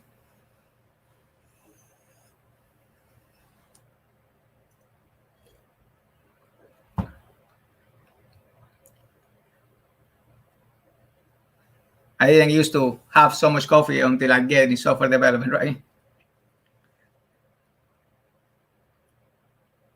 Okay, while that is doing that, I will come back to the slide for just a little bit to save some time. And one thing that I wanted to show is Circuit Handler. One thing that is really neat, and I have another application here that I'm going to show, is like circuits are the analog of user sessions. And pretty much all the Signalars, it creates circuits. And actually, after you close your Blazor Server app, it waits like around 3 minutes before it actually doesn't use more your information. But if you come back to your application, that's why you still have a completely state. So it's stateful. You have every circuit, have that open connection waiting for you. But you can do really neat things, because if we check the definition of circuit handler, we have here a lot of interesting overrideable methods. We have on circuit close, on circuit open, on connection down, on connection up. So pretty much we can know how many connections are being open, how many connections are being closed, how many connections. So we can inherit from that class as we have here. And then in all of these, put some logging, put some analytics in place, so we can see exactly how many users are we having, how many connections are being open, and so on, so on, so on. So this is a really, really nice tool, so we can use and actually connect to our application insights in our Azure App Service and have really analytics of our app, because you know that we need to, if we don't measure what we're doing, we cannot optimize it. So let's come back now to our application. Hopefully it hasn't finished, but it should be finished soon.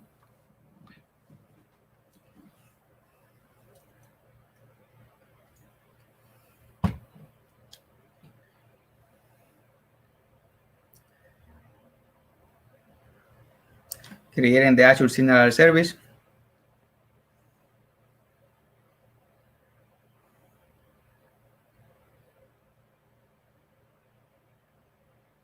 Okay, in the meantime, I think that we can show a few other things. Let's come back to the portal. Okay, this will take care of all the signaler bottlenecks, so that will not happen anymore. So what are we still left with? We're left with memory. We are left with CPU processing. So how do we make sure that our application doesn't die for those reasons? So the first thing that we're going to do is we're going to our app service, and we're going to turn application insights on. So that way, this will give us the choice, and let's just apply it, to go to our monitor service in Azure and see there everything that we need to scale. So that means virtual machines, app service plan, and everything else that we need. And that way we can put some rules in place that if our application gets to 7% of the CPU for 10 minutes straight, that means that a lot of people are using our application. If for memory, it gets also to 70% of 70% of our allowed memory. So we need to do something about it. So let's pretty much go to monitor now. And if we go to monitor, right here, let's find how to scale. And here we will show everything that we can scale. And let's select the right subscription. And right here we have a Cloud Summit plan. That's why we were talking about. The app service plan is the one that we scale. So right here we can do manual scale. So pretty much we can do as many instances as we need. Okay, we need to add a new instance. And in Blazor apps, I always, if we're doing manually, I always at least leave 2 in case that, because that will give me enough time, and I put some alerts to pretty much quickly come back here and add a third one if we need. But let's see auto scale. So if we see auto scale, by default, we already have one here that we scale condition. And the great thing here is like we can scale based on a matrix. So if we add a rule, we can see here that CPU percentage, but it's not only CPU. We have memory percentage, we have data in, data out, we have socket counts. So we have a lot of metrics to choose, and we can say things like, if our application gets to 70% of our CPU for 10 minutes straight, add a new instance and have a cooldown of 5 minutes. So we cannot add a new other instance until we have like at least 5 minutes that everything is stable. So we can do these things right away, and it takes care of everything of the scalability for us. So we don't have to do it. So say memory percentage. And I don't know you guys, but if you guys have done in the past this type of scalability work, it's crazy. Every time that we need to add a new instance, is buy a new server, set the server, set the web server, set the load balancer.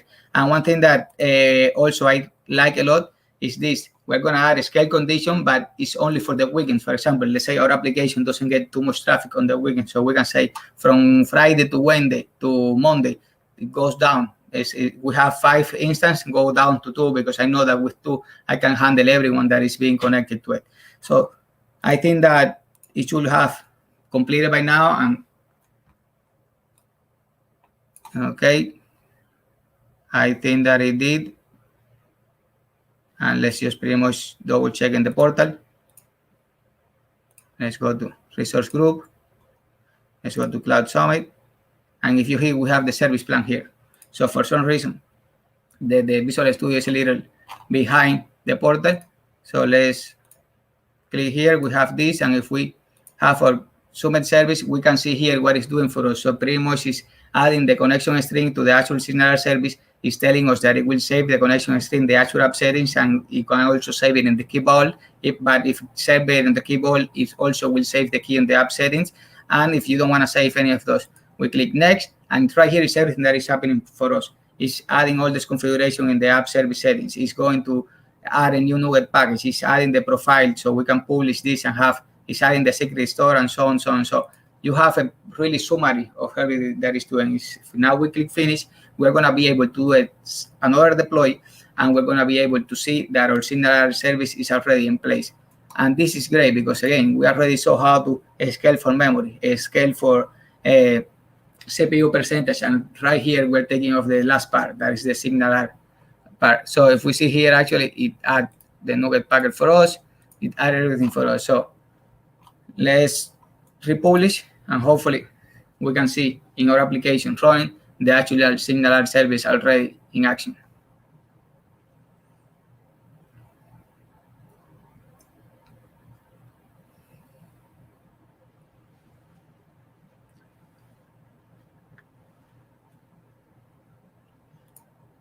Back to the portal, and while that is publishing, we can go here and check the service, and very nice, already published. Check the service, and in the scale here, you see we only have 1 unit, but this is the place where we can go even to 100 units, that every unit can have 1,000 concurrent users. So we can have 100,000 concurrent users with this application right away in a 20 minutes configuration. So if we click inspect and we go to the network, and then we disable cache, and then we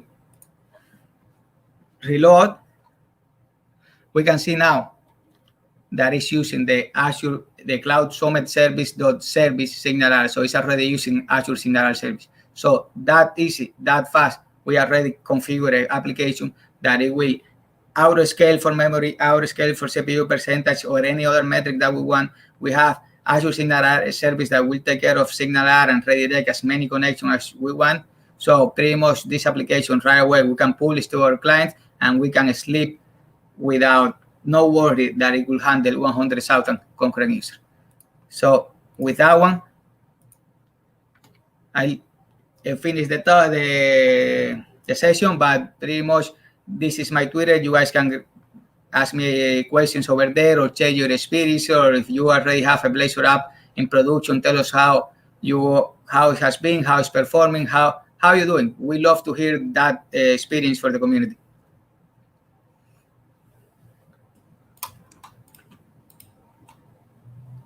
Absolutely great, Jose. You were like a rocket. I mean, you just won't stop. It was a very fast-paced session. I want you to take a break and just relax and take a deep breath, because you covered a lot in just 45 minutes, almost like from start till end on Azure, building an application. So yeah, let's see if we have any questions coming up. Karanveer is asking, is WebSocket a secure mode of sending the request or communicate? Yeah, absolutely. WebSocket is with every security and best practice in mind, and actually we're not even taking care of that. Azure is doing. Azure Signal Service is taking care of all the security and everything, so we don't even have to worry. If you see in Blazor, we don't even see the Signal part. It's not even there for us. Of course, we can if we need to do some custom integration, we can pull it out and we can add our own. But right there, everything is taken care for us. So definitely, especially when you're using Azure Signal Service, that's an extra layer of security that you're adding in your application. Perfect. There's another question coming up from Deepika. She's asking, I have one question here. Does it mean Redis backplane has advantage over Azure Signal R, or is it vice versa? So Azure Signal Service definitely has advantage over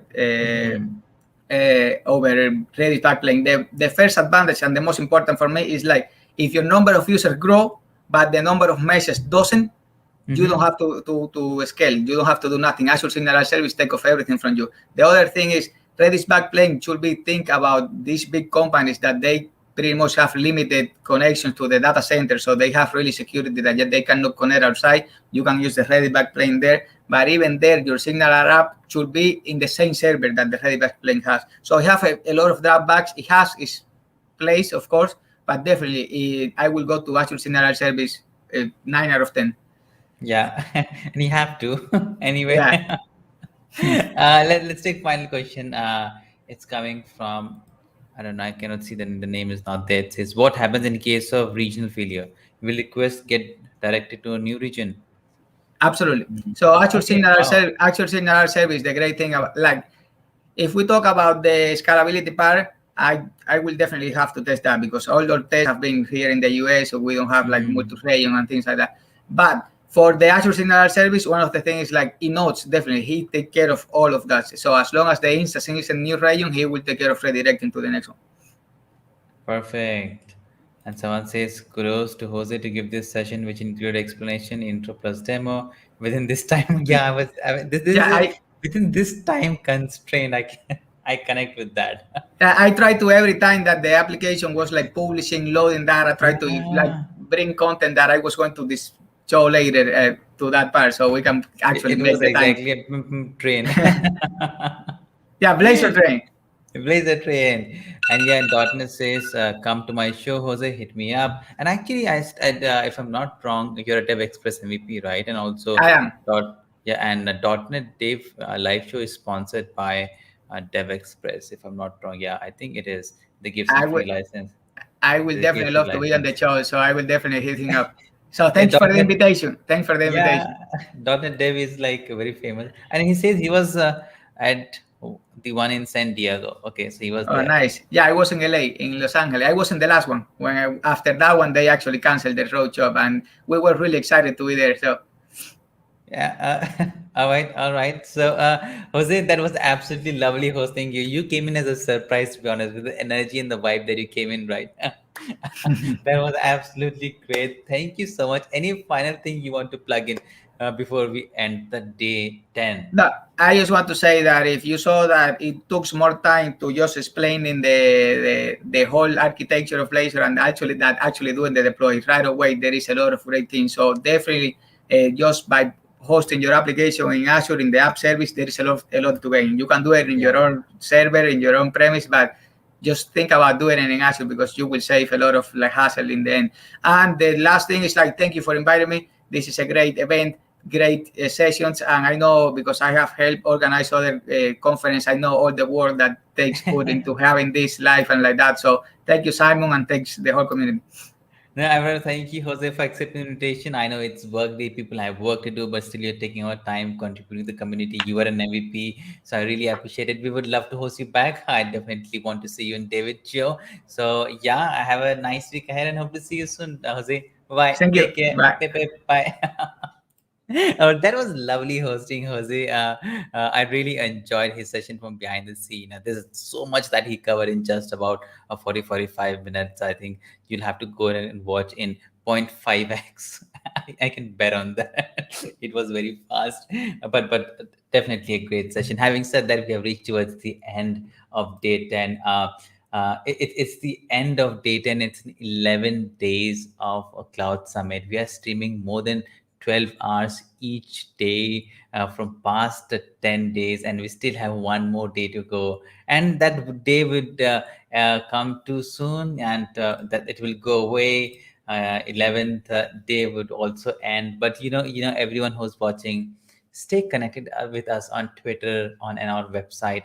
I promise we will be back very soon. Not next year, but just within a month we'll be back, and everything that we do is community driven, and it's all free.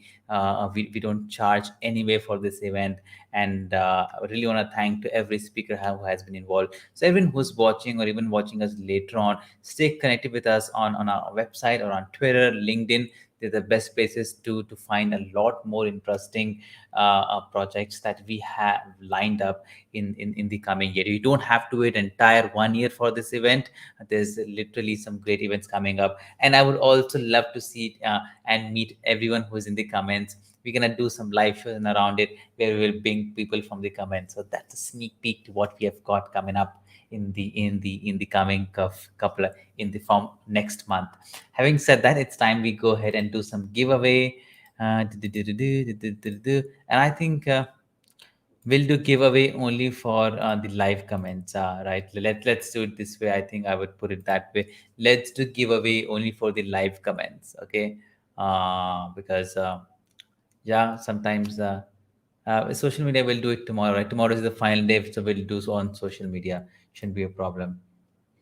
All right, so Okay, let's do it. Let's do it. Let's do it. Giveaways. .NET says giveaways. Yes, yes, we're doing it. .NET. Dave, hold on. .NET, you are you are a community rock star. Arey, you are a community rock star, right? So you're anyway going to get it. So you don't have to worry about it. We will send you a very good package. .NET, Dave. So don't worry or if you win it or not. Let's see who wins it. Oh, even I saw my comment over there. I cannot win it. Oh, Stephen Simon, no, I cannot win it. Santosh Kumar, Santosh, congratulations. If you have already won it, then you can ignore this. But take a screenshot of this and drop me an email at simon@azuresummit.live. And yeah, we'll ship you the goodies with the address and contact number. If you have already won it, please ignore. We are not going to set 2 times. Let's see. David made a very nice video on Twitter. This afternoon, I saw it. That's so kind. That really moved me. I just, I'm not a Microsoft MVP. I don't work at Microsoft. None of my team members are. We have never been outside, even our country, and all the connections that we have made. I'm just thankful to everyone. I just feel we are very lucky. Show it. I don't know what David is saying show it. Yes, why not? Let's do that. Let's do that. I'll have to quit my screen sharing and again reshare so that you also get the audio. Now here's one. Where's David? Where is that go? Yeah. All right. I'm gonna show this. Now this is definitely my own promotion. But yeah, this is what David made. So thank you, David. Thank you so much. Enjoy this video.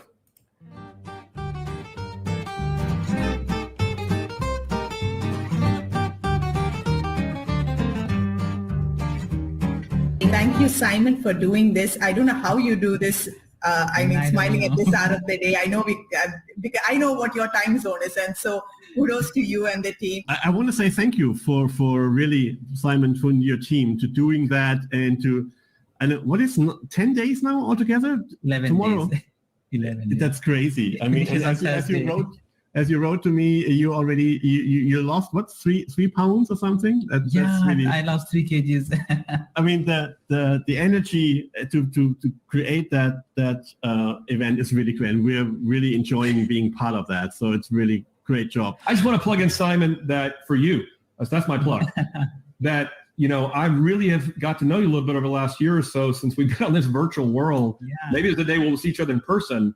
But thank you so much for putting all your heart and energy and people helping you to make this event possible, all the events you do possible, because without you doing that, the community wouldn't get access to a lot of different people, speakers like myself, resources like this. So my plug is for you. Thank you again so much for putting this together. And I really like the one that he just wrote it. That's great. There's definitely some great music, David, and if there's no rock music, it just doesn't make sense. So David has to come with some music and all. And I've actually watched this video many times. I showed also to my mom that, hey, look, someone has made it. David, she knows about David. Yeah, so if you have time on Wednesday, Saturday, David does absolutely great shows. And whenever I visit, I keep myself updated with the conference website and what's happening with the community. And I often realize that, hey, this is the conference website. These are the top speakers, and those top speakers have definitely been a part of David's live show. So definitely tune in every Saturday at 10 a.m. Pacific, and that is around 1 a.m. Eastern and 10:30 p.m. Indian time zone. So he does a Rock in the Core World.NET Dave, and that's how I recognize. You see, I don't live in San Diego, right? But I was able to recognize when the moment he said about that Blazor tour and all that. So because I run his shows from behind the scenes, so it helps me. Yeah, mom loves you. Yeah, mom. Yeah, she does. All my guests, yeah, exactly. This is very true. All his guests are rock stars. I mean, definitely, I always find them as one of the top speakers or keynote speakers, featured speakers in other events and conferences. Thank you everyone. You all are very kind. So that is the end of Day 10 Cloud Summit 2021. Thank you so much everyone who has joined. The Cloud Summit ends tomorrow, and yeah, David, I would definitely like you to be a part when we close it tomorrow. It would be somewhere around. Let me give you the time. I'll drop you an email. It is about 1:10 p.m. That's somewhere around 10. Oh, tomorrow, I don't know, 23. Yeah, it will be somewhere around 3:30 at your place in the afternoon tomorrow. So yeah, tomorrow we close the Cloud Summit 2021, and yeah, that's it. My name only one to God until you finally get a break. Yeah, Dimitrij. Yeah. All right. So yeah, I don't take a break actually. I've not taken a break. I should definitely take it. Yeah. So yeah, thank you so much, everyone. That was the end of Day 10. Don't forget that we come back tomorrow with another great 12 hours of content. I'm very excited for Day 12 as we conclude this world's, I can go far and say this is the world's largest virtual event that's just focused on Azure. Having said that, thank you so much. I mean, the David comments are hilarious. Thank you so much. And I'll see you tomorrow. Bye, everyone. Bye, David. Bye, Andrew. Bye, Dimitrij. Bye, Ganesh. Bye, Vicky. Ta-da. See you tomorrow. Bye. Take care.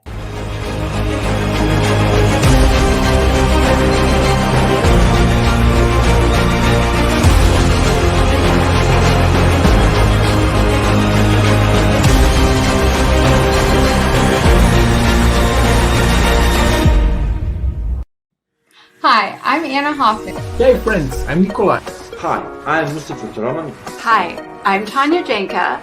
Hello. And I'm excited to be the speaker at Azure Summit 2021. It's a fantastic event that will be 11 days live streaming, where more than 100 speakers from all over the world. I'm excited to speak at Azure Summit about Power BI and Synapse Analytics. And I'm going to talk about security. And also a Microsoft MVP for Azure. I'm speaking at Cloud Summit about automated release of .NET application. And the best part is that this is a free event. Come join me live at Learn TV on September 17th. Come join me live on Learn TV on September 14th. Come join me on Learn TV on the 14th of September this year. A bunch of other Microsoft and community speakers. So if you want to learn how to secure Azure, come to my talk. Join us. It will be a lot of fun. See you there. See you there. See you there. See you there.